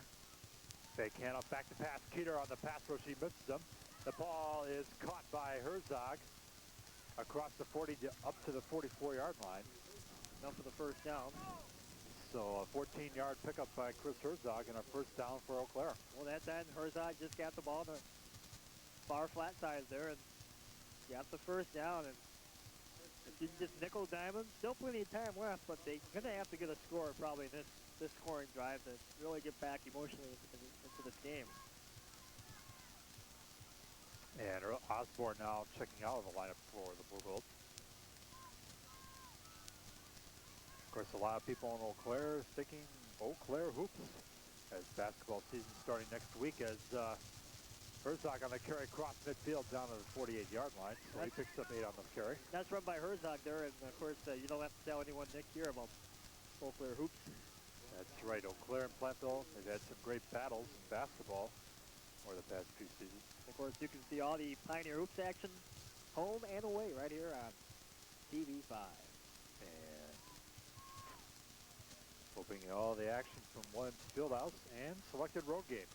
So stay tuned to TV5. I'll let you know when and where we're going to be at. And if we're lucky, we won't see the Mount St. Clair game.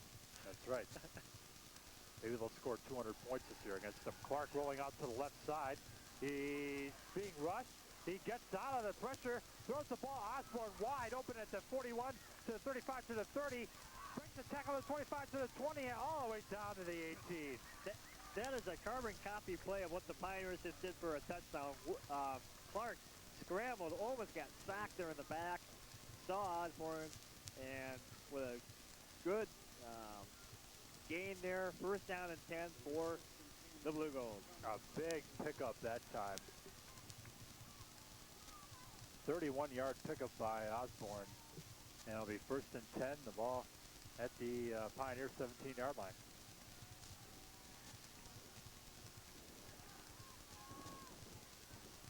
One man in the backfield for the Blue Golds. Fake handoff to Herzog. Clark out to the left side. Osborne stopped. He was wide open. And Clark threw the ball. He thought he was going to keep going when he just threw the ball away that time. If you want to know a guy who was wide open was John Finnegan. The far side, he was just wide open, waving his arms. Clark would have seen him, would have been a sure touchdown. So it'll be second and 10. 1 minute and 7 seconds to go in the third quarter. Nick Osfelder along with Tim King here from Pioneers Stadium. Pioneers 26, Eau Claire 12. Clark drops back. He looks out to the right, and the ball is caught. His knees were down. Finnegan makes the catch at the 10, but he goes out of bounds. I'd like to see that reverse, Nick. I'd like to see the college go to the professional style where if your knees touch the ground, then you're not down unless the defensive player touches you at the same time. Well, obviously they're trying to prevent injuries, Tim. And well, I agree with you, though. I think, you take away the play from the players if you're, if you're down, if your knee touches. I think, of course, it should be tackled by the defensive player or touched, because that's the way football should be played. Now we have a timeout. Of course, you see more of the professional style being introduced to the college game. Of course, next year, the goalpost will be narrowed to suit the professional length. I don't know offhand the width of the goalpost of the pros, but that'll make kicking a lot harder because if you recall, a year back or so, the tee was still incorporated to the place kicking for the college, and a lot of kickers suffered when that was taken away, and we might see the same thing happen when the goalposts are narrowed. Well, Tim, let's take a look ahead to next week. Of course, the Pioneers will be on the road at La Crosse, taking on the La Crosse Eagles in their homecoming game. Stout will be taking on his Blue Gold Club next week up at Carson Park in Eau Claire. Oshkosh will be at Stevens Point. Superior is going to be at River Falls for their homecoming. Good luck. And Whitewater will be at St. Ambrose in a non-conference matchup. So that's what's coming up next week. It's kind of hard. We say good luck about Superior, but they are just hanging in there. Last year, they were just got crushed by every team in the league. Well, to tell you the truth, Tim, I'm still not convinced. So now a flag is down. Motion. That's going to be on the Blue Golds. That play was doomed from the beginning. That's true. Until you win a game in this WSBC, this is, of course, the top non-scholarship league in the country.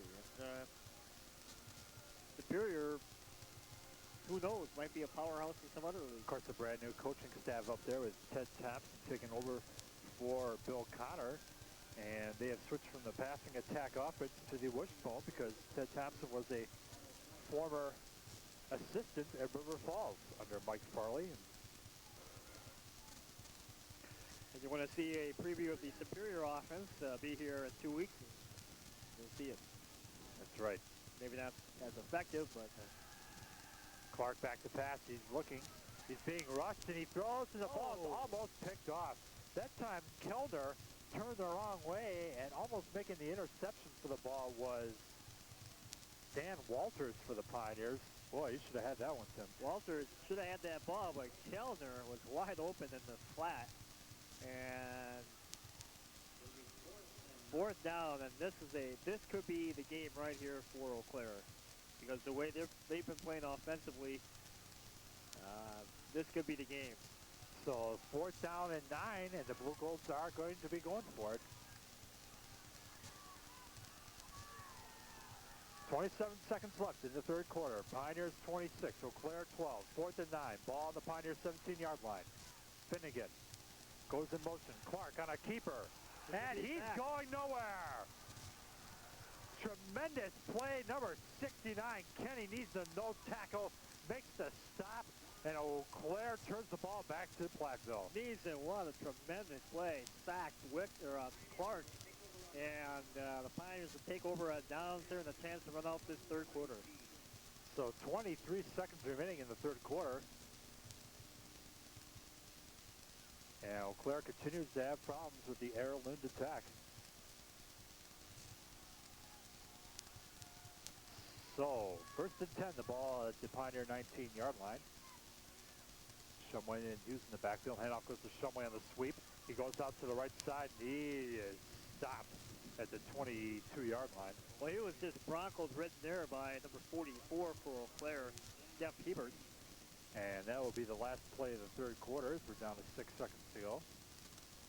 Down to 4, 3, 2, and that's it. So the end of the third quarter here from Pioneers Stadium on a beautiful day for football. The score, UW Platteville 26, UW Eau Claire with 12. And Tim, the Pioneers on some 4th down conversions have scored some touchdowns that really should not have been scored against Eau Claire's defense this afternoon.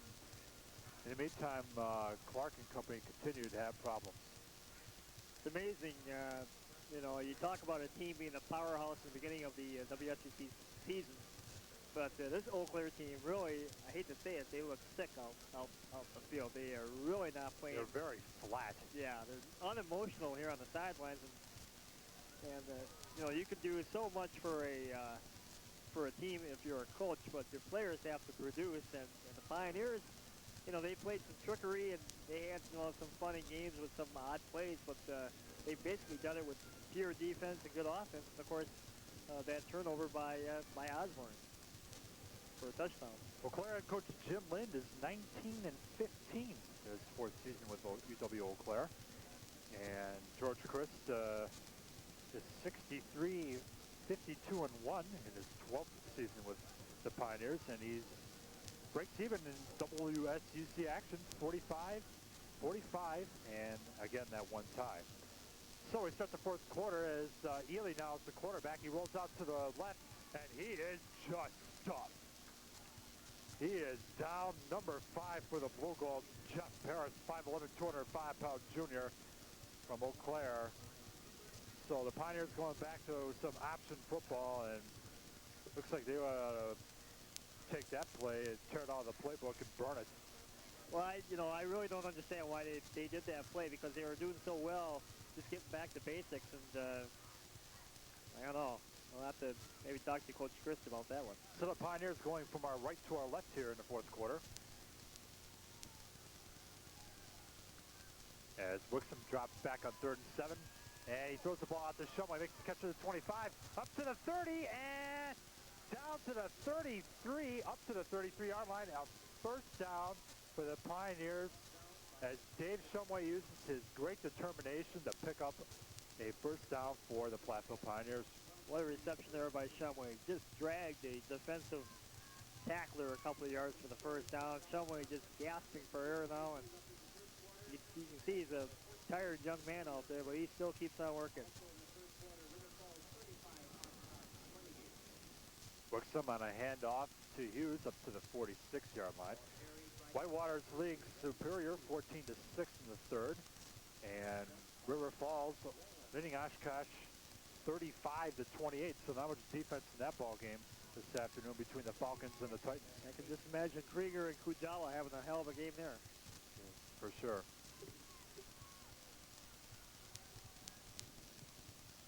So 2nd down and 8 yards to go for the Pioneers. Ball at their own 35. Fake handoff to Shumway. Wixom rolls out to the left. He's going downfield to Schremper, and he overthrew him. Scheffer that time at the 30-yard line, and he would have been gone that time if Wixom would have been on target, but he threw it over his head. Let him a little too far, and it'll be 3rd and 8. That's about the same play we saw with the Clark, and he got some good yards there, but Wixom just overled Miller just a tad.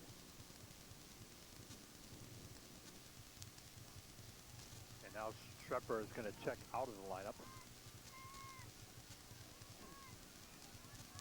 So here's the single setback. Wixom goes back to pass. He's looking to run the ball. And now the throw is incomplete. Intended at the Blue Gold's 49-yard line for Chris Miller, but a nice hit that time for the Blue Golds by Guy Brown, and it's going to be 4th down. And Brad Von Barren will come out to punt. Boy, Miller took his eyes off the ball, and the reason why, because he was going to get Malachi crunched there, right in the middle. So Von Barren back to punt for Platteville. And Osborne is back at the 37-yard line for Eau Claire.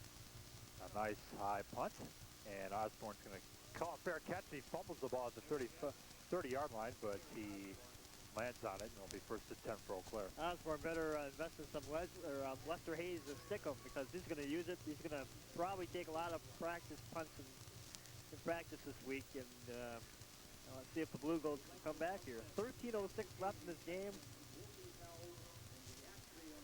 So 13 minutes and 6 seconds to go in the 4th quarter. Pioneers 26, Eau Claire 12. Nick Osler, Tim King with you on a great day for football here at Pioneers Stadium. Temperatures right around the 80-degree mark. The last gasp of summer. Clark back to pass. He's looking. Fires out to the right. The ball is caught by Herzog, and he drives up to the 35-yard line. And he gains up 4 yards in the play. Of the 2nd down and 6. Basic safety valve there left by Herzog. Clark dropped it off. Herzog got a couple of yards. 2nd down and 6. Maybe 5.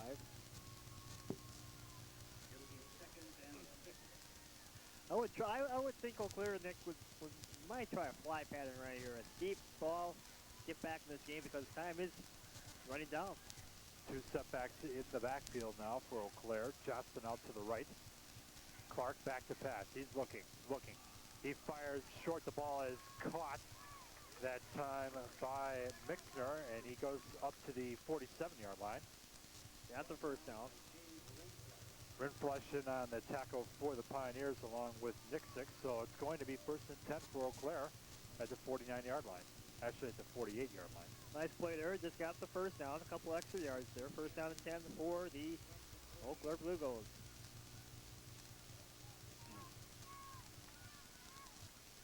And, of course, we want to say that next week we will not be here on TV5 unless a miracle happens.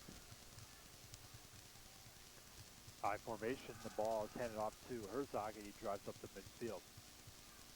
Next week at La Crosse, Nick, and well, what a game that could have been if Platte would have been undefeated. And, of course, La Crosse, they also lost to Whitewater earlier this season. Of course, La Crosse with a great quarterback via Wixom and Clark with Janice Gatto. Tremendous QB, a very young quarterback who's seen a lot of action in crucial games for La Crosse in the playoffs. And he's a very, very tough quarterback. Clark back to throw. Here's another tough quarterback. And he throws it down the middle. The ball's knocked away.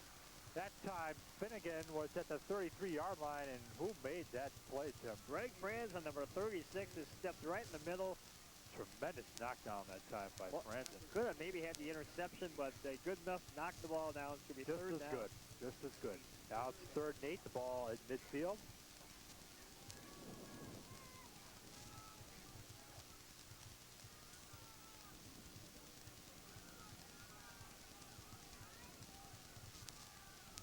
One back in the backfield this time for the Blue Golds.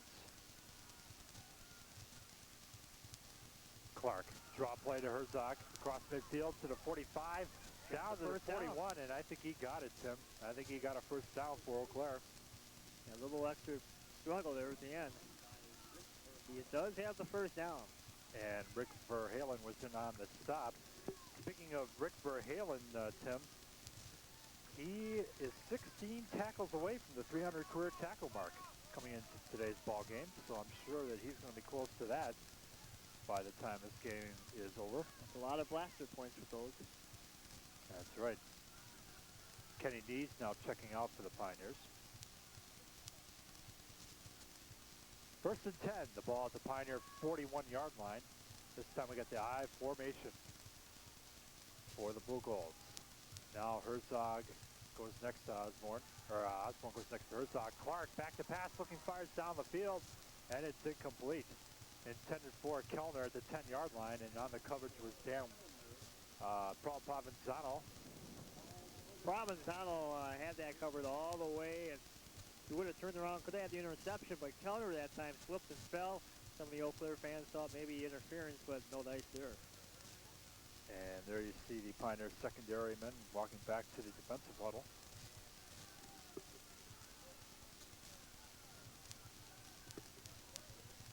And second down and 10 for the Blue Golds. Clark back to pass. He's looking, still looks, rolls out. He throws the ball, and it's caught by Finnegan at the 34-yard line. First down.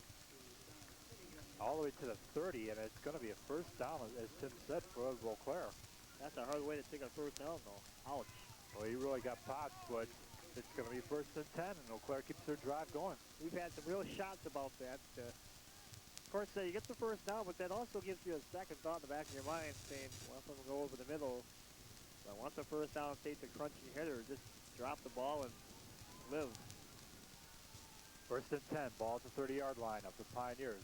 Eau Claire on the move, trailing 26-12. Clark back to pass, looks, fires the ball to Finnegan. He makes the catch again at the 20, and that is be close to another Eau Claire first down. Classic Clark there, over the Finnegan slant play, first down. And they're going to mark it back a little bit to the 22.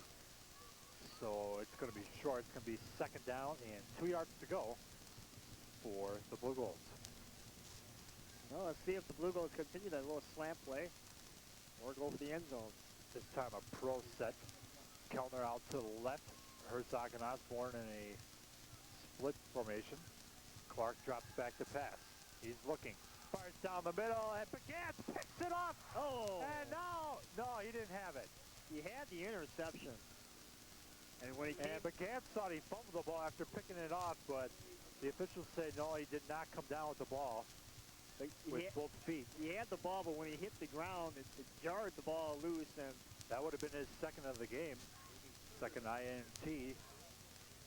But just credit Begans with a good knockdown, and it'll be third down and 9 for the Pioneers, and that, or for the Blue Golds, and that was a big play because Pioneers could have had the turnover. Exactly. Now a timeout by the Pioneers. As Pioneer defensive coordinator Jim Kinder is going to gather the Pioneer defense, so he doesn't look like he's too happy over there, Tim.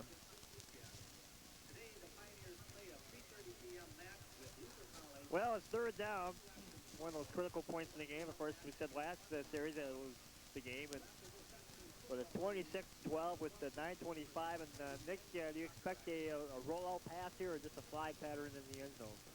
I think they will probably do what they've been doing, Tim, on third and long situations, those short dump-off passes to the backs. And they have been very effective in this ballgame. Exactly. As we're here at Pioneers Stadium, I'm Nick Osted along with Tim King. And the Pioneers, again, leading 26-12 here in the fourth quarter. And Tim, the Pioneers have been pretty lucky today. Fourth down calls that have really worked to their advantage. Exactly. They've just took full advantage of their opportunities. And, of course, some of them luck, some of them may. You know, it doesn't make a difference. There's still points on the board. But get back to action right here. A big third down. And scoreboard is wrong. Third down and 9, I don't think, unless my site is really bad. It's what, third down and 2, I believe, huh? Okay, so they did have it on. I thought they had it wrong on the scoreboard for Tim. And as Clark play action rolls out to the right, he keeps the ball to the 20. And Ooh. he fumbles the ball out of bounds at the 15, but that's going to be a first down for Eau Claire. Clark diving for the taking or not, running around and then diving out of bounds, and Francis just with his forearm just belted the ball out of Clark's arms, and now Clark is having a discussion He's with talking with Reinflush that time, a little extracurricular activity out of bounds. We don't need any Oshkosh Superior incidents in this ball game. Of course, they had a game stopped last year with 2 minutes to go because of a fight on the sidelines, and we don't need to see that. So it's going to be first down and 10, the ball at the Pioneer 16. Clark drops back. He's looking. He's looking. Oh, ball tipped and it dropped. Benoit. Kellner that time had the ball. The ball tipped in the air, and then, as you said to Benoit, popped right into Benoit's hand. I think he was surprised that the ball came right into his hands. And oh, man. he just didn't know what to do with it. Had a sure pick off there. And boy, that could have been the icing on the cake right there. Yeah. That could have put this game away. Second down, and boy, this drive is just taking a lot of time off the clock. And so the second big defensive play that the Pioneers did not come up with, and Eau Claire keeps the football. Big play right here. Expect a little slant pattern again. Second and 10 for the Blue Golds. As Finnegan's out to the right, Kellner to the left, split backs, hand off to Herzog, and he drives up to about the 12-yard line, down to the 12. I really have to question that call, Nick, because why would you want to run the ball when you really haven't had success about that? Second down and 10, long, you know, you got to go the full 10 yards from the first down. Why run the ball when you've had success with the slant pass? Of course, the slant pass almost got intercepted, but you have to go with what's best for your offense. Third down and 7, the ball is at 13, and as we were mentioning during the last timeout, Tim, look for the short dump-off pass by Clark to those backs. Clark's dropping back to throw. And he's sacked! Kenny Nees, number 69, comes in with his second sack of the game back at the 20-yard line. And it's going to be fourth down for Eau Claire. This time the Pioneers come up with a defensive play. Just a huge sack there by Nees. And it's going to bring up a fourth down and 14, and this will be the game right here. I can guarantee you that. Well, field goal doesn't no good now, so they are going to have to go for it. They are definitely going to have to go for this. And either go for the end zone or the first down. I'd have to go just for the first down here. So, Mixner and Osborne are the running backs. Clark back to throw. He's being rushed and he's sacked. That time, 77 Jeff Keeter comes in with his second sack of the game. 6'3", 225 pounds. The junior from Cuba City. And the Pioneers come up with consecutive sacks. Keeter is hurt. And he is down on the play. Good eye, Tim. I didn't really pick that up. I think maybe when he went down, he caught Clark's shoe maybe underneath the chin strap. But that time, Keeter with the sack, and he's bothered the Eau Claire offensive line all game long, caused them 2 holding penalties in the first half. But what a tremendous play there by Keeter. And Pioneers, if they could just run down some of the clock, should have their third win of the year. Jeff Keeter now being attended to by Pioneer trainer Barry LaRue, and he's going to go off the field. But a tremendous play that time by Keeter to come in with the sack. Fans here at Pioneer Stadium giving him a hand as he comes off. He deserves a tremendous play, but that time by Keeter. So the first and 10, the ball at the 28-yard line. And right here, Tim, the name of the game is ball control. The name of the game is Dave Shumway. The name of the game is running the ball. And also the name of the game is taking time off the clock. 7 minutes, 41 seconds to go in the fourth quarter. And the Pioneers lead 26-12. And a handoff goes to, I couldn't really see who got the ball that time, Tim. Did you pick that up? Tom Steger on the carry. And he went nowhere that time. He was met there by number 5 for Eau Claire, Jeff Paris. Paris, this game was shot in the head. Second down and 9 for the Platteville Pioneers. Get a couple of first downs here. We'll take 2 minutes off the clock with each first down. Works him under center. Shumway comes in motion. Wixom drops back to pass. He fires and the ball is tipped and it's incomplete. That was lucky that wasn't almost intercepted. If the ball would have held up in the air, number 58, John Hill, would have had the interception and the touchdown for Eau Claire, but... So we have 7 minutes straight up remaining in the fourth quarter. The Pioneers up by 14 points, trying to win their third game of the season overall and their second in WSUC action. And as we mentioned before, next week the Pioneers at La Crosse to take on the La Crosse Eagles. Schrepper in motion, fake handoff to Schrepper. Wixom drops back, almost slips. Now he rolls out to the right, he throws on the run. The ball tipped and Shumway almost got to it that time. That time Rod Johnson and Chris Miller both went for the ball. The ball is tipped and then Shumway came out of nowhere and almost catch the ball. That was a make or break play for Wixom. Threw it up for grabs. Almost a tremendous catch by Miller or by Shumway. Then again, that could have been intercepted. And it'll be fourth down and Vad Von Baron will come out to punt. And Kerry Osborne back at the 37-yard line once again for the Blue Golds to receive the punt. Snap from center. Von Baron, low line drive. And Osborne catches at the 34, up to the 40. And a flag is down. And he gets away, and he drives all the way up to the 47. But that's going to come back. We have flags down on the field. Now another flag. This might be... that's a dead ball flag right there. So we could be having... unsportsmanlike conduct with that one. And looks like it was on Platteville. Maybe a face mask. So we're going to have to straighten this one out. Well, Tim, of course, the big college football game of this week is Florida State against Miami. Who do you like in that one? I'll take the Seminoles, Bobby Bolton. Even though it's at the Orange Bowl, those two football teams have dominated college football the last 10, 15 years. But I'd take Florida State in that one, Nick. Of course, it's at the Orange Bowl, though. Miami never loses there. And it's going to be... Just ask Notre Dame that. That's right. But the big game is tomorrow, or... Well, this weekend, the Packers and the Bears, of course, once again. A lot of Bear fans out there here in Platteville. But a lot of Packer fans here, too. There you take a look at some of the Eau Claire players on the sideline trying to beat the heat this afternoon. A lot of Gatorade being swallowed up there. Got to keep your liquids up as we'll get this straightened out now. So a clip on Eau Claire. Now they're going to mark the dead ball foul from the 21. I think this is kind of ridiculous, Nick. You got to go back, and then you take the second flag. I mean, it's going to be a personal foul against Platteville, 15 yards, so it'll be up to the 37. I think it'd be better off if you just would wipe them both out. All right, so we're ready to go now. 6:37 to go in the fourth quarter. Pioneers lead 26-12.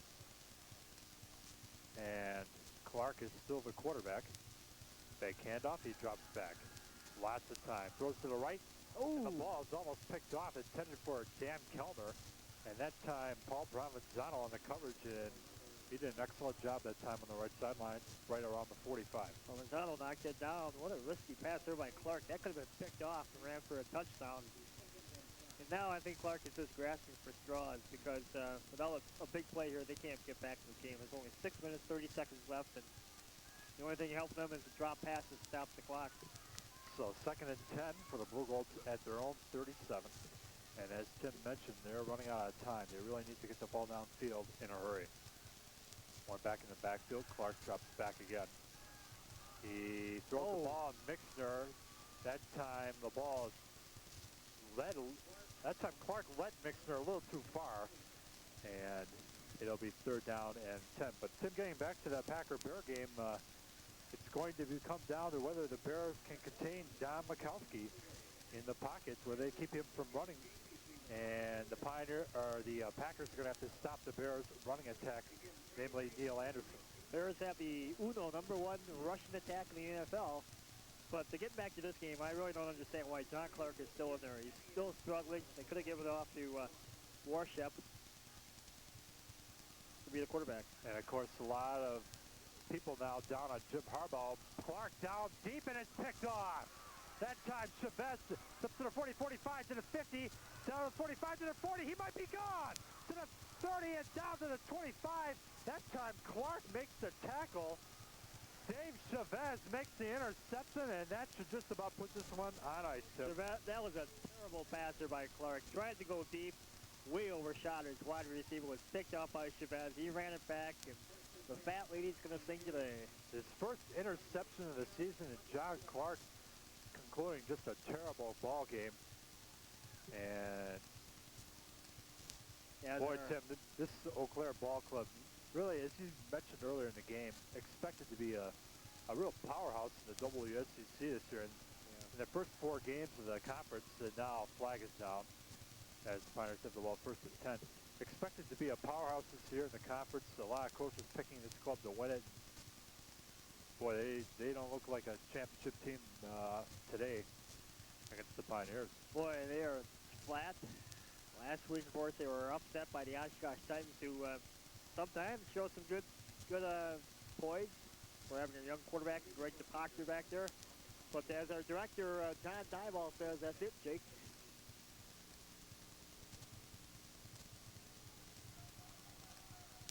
So, first and 15 after the 5-yard penalty for illegal motion. Ball at the Blue Gold 32. Wixom as the quarterback. Oh. Double handoff for Fisher to Shumway. He breaks to the outside, goes down to the 20-yard line. Once again, the double handoff off the wing tee. Very effective running.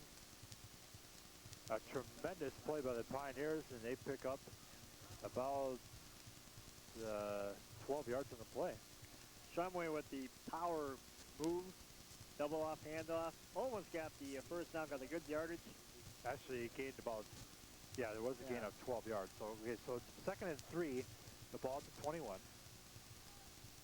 And off to Hughes to the 20 and down to about the 15-yard line. And that's going to be a first down for the Platteville Pioneers. Hughes, basic first down. I think this game is all over. It's just a matter of determination if the Pioneers can get the touchdown here and increase the win margin.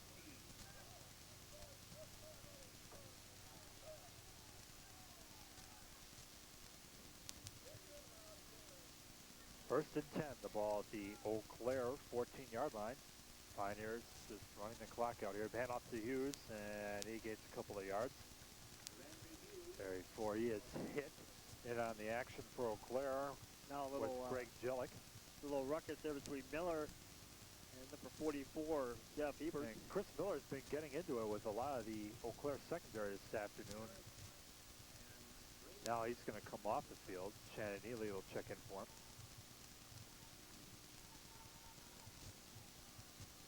And of course, Shannon Neely, Tim, is wearing a familiar number to Pioneer fans from last year.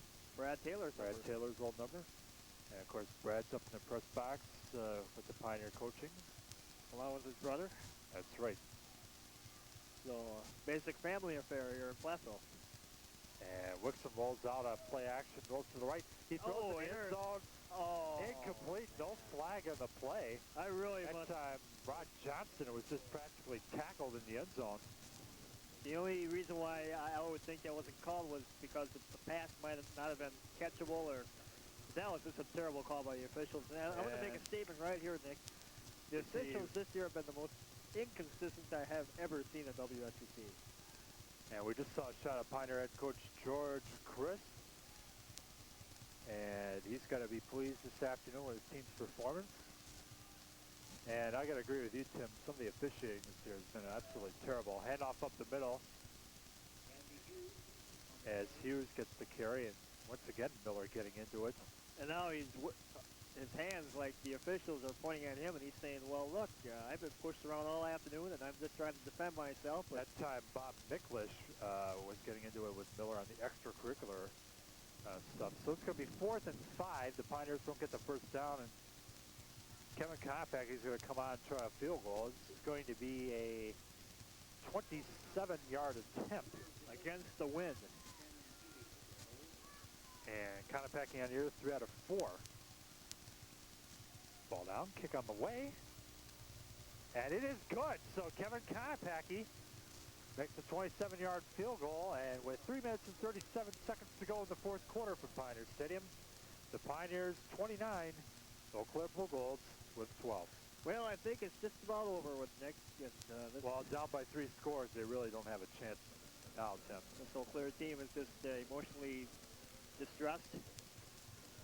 And as you take a look at the fans here this afternoon at Pioneer Stadium, a lot of short sleeves, a lot of white shirts in the crowd.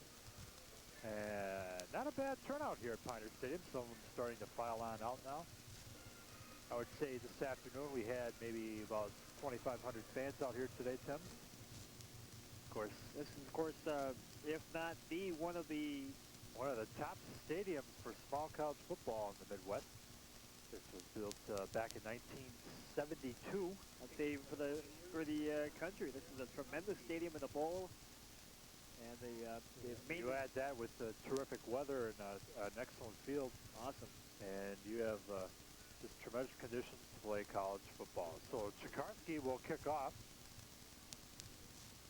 There's Chikarsky, number 9, and a kick. Oh! And it's out of bounds that time. Catching the ball for Eau Claire, Chris Bauman, and he goes right out of bounds, Tim. Bauman, he should have let that one go. That would have been a 5-yard penalty on the Pioneers. Well, need we say more about the Eau Claire mental approach to this game? And we have a brand new quarterback. It's going to be Steve Warscheib coming in for the Blue Golds. And we will take a look. Warscheib on the year is 10 out of 23 for only 81 yards. He's completed 43.5% of his passes. 1 touchdown, 2 interceptions. And he is averaging 27 yards passing per ball game. So really not definitive stats on Warscheib. But he has a strong, strong arm. And he drops back to pass. He rolls out to the left side, being chased. Throws, and the ball is caught at the 34-yard line that time by Finnegan. It's going to be a first down for Eau Claire. As you said, strong arm and his shoulder right there, moving across the green, throwing the ball deep for the first down. Warscheid talking to Coach Flynn this week, and he said that this kid's got a great future with the Blue Golds. As Warscheid drops back to pass, he rolls out to the right. He's being chased again. He's going to go for the bomb. What a spiral. Oh, and it's knocked away. That's intended for Finnegan at the 25-yard line. Greg Franzen on the coverage, knocks the ball away. And it'll be second down and 10 for Eau Claire. Well, as we see some of the second-string offensive people for the Blue Golds into the lineup. And we have a cloud overhead here at Pioneer Stadium now. Boy, that feels nice. Boy, it sure does. Got to take advantage of this weather when you can, because the Pioneer Stout game might be played in a snowstorm. So it's going to be second down and 10. The ball at the 33-yard line. Let's hope not, though. Warscheib, and he's going to drop back to pass. And once again, he's rushed. Rolls out to the left. And once again, he goes deep to Finnegan. And the ball's not in and out of Finnegan's hands. That time Begans on the coverage. Nice play there by Begans. Down Finnegan. at the 10-yard line. Almost at the catch.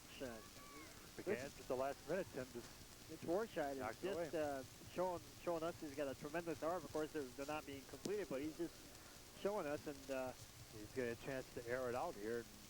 I tell you, the schools that have the great passers year in, year out, they just seem to find the replacements that are better yet than some of the people. Warscheib is a 6'2", 205-pound junior from Mondovi. That's the former home of the former Badger, former Cincinnati Bengal now in those yards. Oh, Tim Crumry, there you go. And he's been into a lot of Pro Bowls with the Bengals. As Warscheib drops back to pass, looks to the right. He fires the ball, caught by Finnegan at the 47, and he drives up to the 49-yard line. So finally, if first you don't succeed, try again. Nice play by Finnegan, and Nick, has Pete Palaciuri called a ball yet today? I don't believe. Matter of fact, I don't even think he's been in the lineup. I don't think he's here. Unless he's hurt or something. I don't see him. I do not see him on the sideline, so apparently he is not playing today. And he's a tremendous wide receiver. I remember the game here 2 years ago. He had an outstanding 46-yard catch. As Worship goes back to pass. He rolls out to the right. He's being chased again, and he's going to go out of bounds. Oh, and we're flag, late hit. Flag down. We're going to have late hit. It's going to be number 48 for the Pioneers. Who is that? Barry Johnson, 6'1", 195-pound junior from North Prairie. And we see Coach Lynn talking to Steve Rorscheid. And was there a flag? Yes, there was. Late hit on the Pioneers, even though you don't like to see not it. a smart play. Not a smart play, Tim, that time. Well, the game is out of range, and I'm sure some of the second stringers are in there for the Pioneers. They'd like to second and third stringers, so they're like to get some. Obviously, a little the adrenaline is falling right now. You got to sort of curb those emotions when you're on the field. So it's going to be 1st and 10. The ball at the Pioneer 34. Rorscheid, straight drop, and now he's going to take off. He goes down to the 25, and he's down there. That time, number 50, Linear, had him by the shoestring and tripped him up. Nice play there by the... And quick up to the line for Eau Claire as the hurry-up offense. Rorscheid back to pass. Flag is down. He rolls out to the left side. He's being chased. He throws the ball out to Herzog, and he's out of bounds. Surprising. Wow. And a flag is down on the play. I think he might have went over the line of scrimmage. Maybe a holding call here. Holding, defensive holding on the Pioneers. It might have been on Osborne, or Herzog. Might have been coming off the line of scrimmage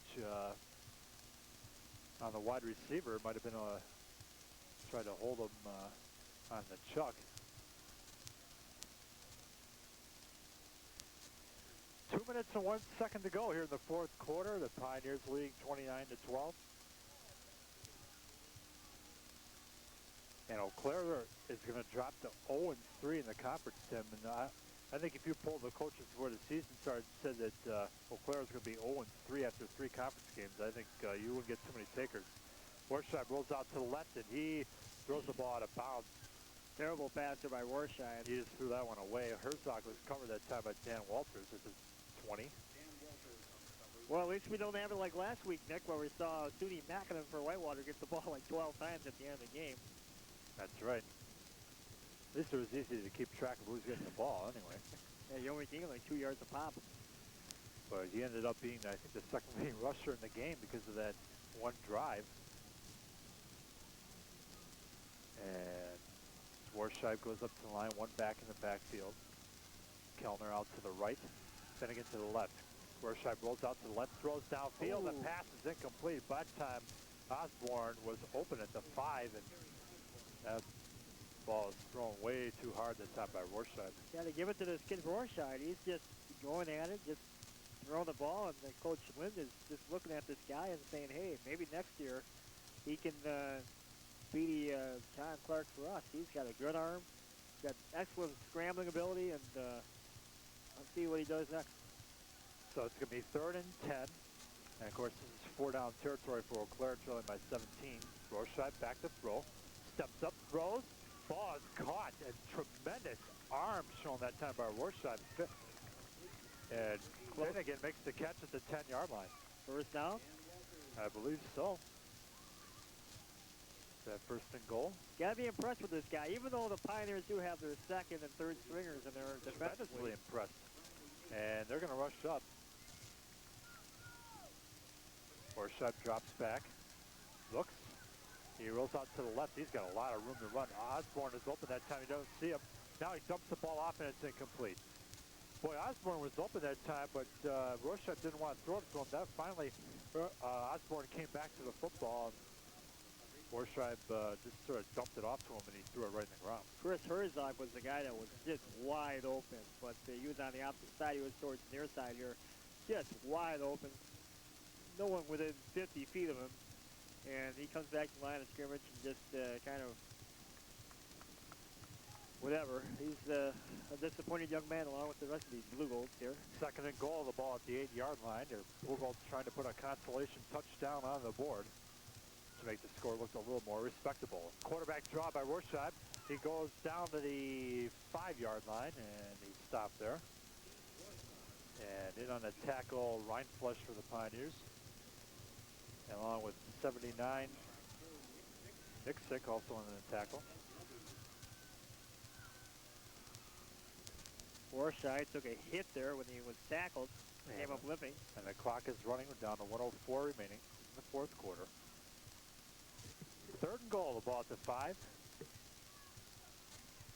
Two backs in the backfield. Finnegan out to the right, Kellner to the left. The handoff goes to Herzog, and he scores a touchdown.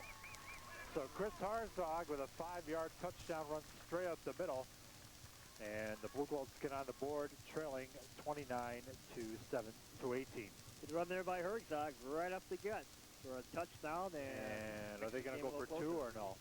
They will go for 2. They are going to go for 2.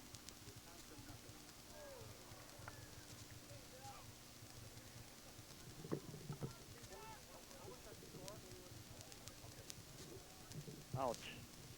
And we just heard a score, the Badgers trailing the Michigans 41-0. So as Warscheib rolls out to the left, throws, and it's caught for 2 points. So the 2-point conversion is good, and then it was Mark Carlson. All right. And he's 6'4", 225-pound junior from Chippewa Falls. So the 2-point conversion is good, and the Blue Golds trailed 29-20, and now with 51 seconds remaining, Tim, we're going to see the onside kick. What did they say about the Badgers? A whole new animal, all right? Yeah. Maybe an ant? Long year for Barry Alvarez in the Big Ten. I think Barry wants to be back in South Bend with the #1 Notre Dame Fighting Irish. The lucky Fighting Irish, if we should say. But we could go into another discussion about that. Taking a look ahead once again to next week, Pioneers will be on the road at La Crosse.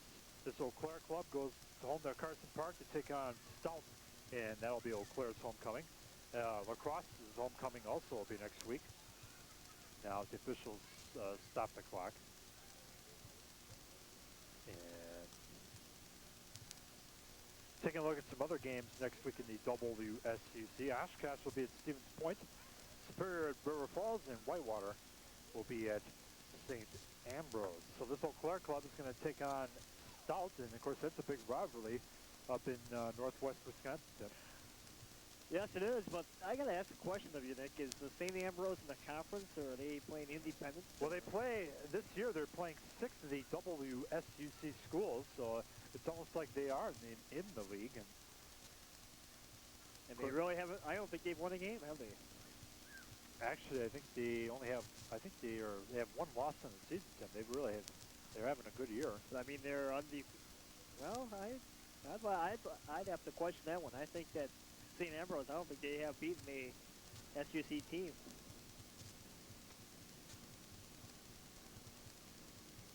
So kicking off for Eau Claire, it's going to be Dave Mullen. And they ground the ball, and it's caught by, it's picked up by Steger, and he picks the ball up at the 45, goes forward, and then is knocked back again. Boy, that was a feed by Mullen. And a very interesting kick by Eau Claire as well. Steger took that ball, and he was just pummeled like a piece of dirt down to the ground. And taking a look at the timeout situation, Tim, Eau Claire with 2 remaining, and only 47 seconds left.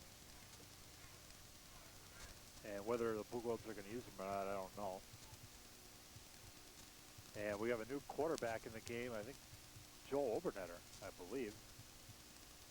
And that's who it is now. Flag is down. And Tim, while we have a moment. And I didn't see what happened there, Tim. Was there a little extracurricular activity there? Number 90 for Eau Claire, Brad Jones. The 6'5", 220 junior from Beloit with a little extracurricular. But Tim, I was going to say, while we have a moment here,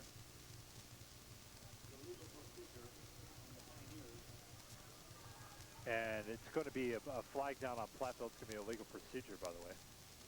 But Tim, as I was about to say here, what do you like in the Big Ten this year? What do you think is going to be? You think Michigan's got to be the favorite, obviously, but anybody challenge them at all, or Northwestern. yeah, right? No, only if Michigan plays their freshmen. No. Well, even then, I don't think it'd be a game. I think Michigan is definitely the favorite, and still Bo Schembechler for the team, no matter who's the coach. And of course, Michigan State, Illinois, and Ohio State will have something to say about Shumway on the handoff, and he's stuffed at the Blue Gold 45. Well, next week the Pioneers will probably get the true test of the year against the lacrosse Eagles. Last year, lacrosse A made it all the way tremendous ball down. game here last year, Tim. Exactly. One of the best. I did the game for radio, and I'll tell you what, that was just a great ball game. Platteville up 34-13 in the fourth quarter of that game, and lacrosse, comes back with 2 touchdowns, and they almost pull it off. Interception late in the game by the Pioneers, stopping lacrosse on a potential game-winning touchdown drive. Obernetter rolls out. He's going to keep the ball down to the 38, and that's going to be the ball game. So, the final score here from Pioneers Stadium, the Pioneers win it 29-20. The Pioneers now in the season go to 2-2 in the WSUC, 3-2 overall, while Eau Claire drops to 0-3 in the conference, 1-4 overall. And the Pioneers now, as we mentioned, Tim, next week go to lacrosse. Eau Claire is at home against Stout. But let's talk for a minute here about this ball game. The Pioneers really didn't come out like a house of fire, but some crucial fourth down plays that the Pioneers converted on for key touchdown scores. Meantime, John Clark having problems all day hitting his receivers. And Mr. Rorscheib here late in the game looked really good, even though it was against some of the 2s and 3s for the Pioneers. But Tim, what were your overall impressions of this ball game this afternoon? Well, inconsistency to say the least on Eau Claire's team. They really have to look now down deep and who's going to be their quarterback, Rorscheid or Clark? Clark obviously would be the favorite because he's the veteran quarterback of the 2. But they look really sad, and of course they're out of the picture now for the race in WSUC after they were favorites. Platteville, meanwhile, can get back into this thing. They got a big game next week against the lacrosse Eagles in lacrosse, homecoming for them. So if Platteville can win next week, that'll make homecoming 1990 here at Platteville very interesting with the Falcons for River Falls coming in. And, of course, the Pioneers, as you mentioned, is going to be playing River Falls in about 2 weeks back here at Pioneer Stadium. And if Whitewater can slip up and lose the game, Tim, the Pioneers still could be in position to challenge for the conference. Exactly, but they have to win next week, so that's all it is. Okay, so the final score once again from Pioneer Stadium, Pioneers 29 and Eau Claire with 20. So, for Tim King, I'm Nick Ostiller. Thanks a lot for joining us today on TV5. We'll see you in a couple of weeks. The Pioneers and River Falls from Pioneer Stadium. And so long, everybody. We'll see you in a couple of weeks.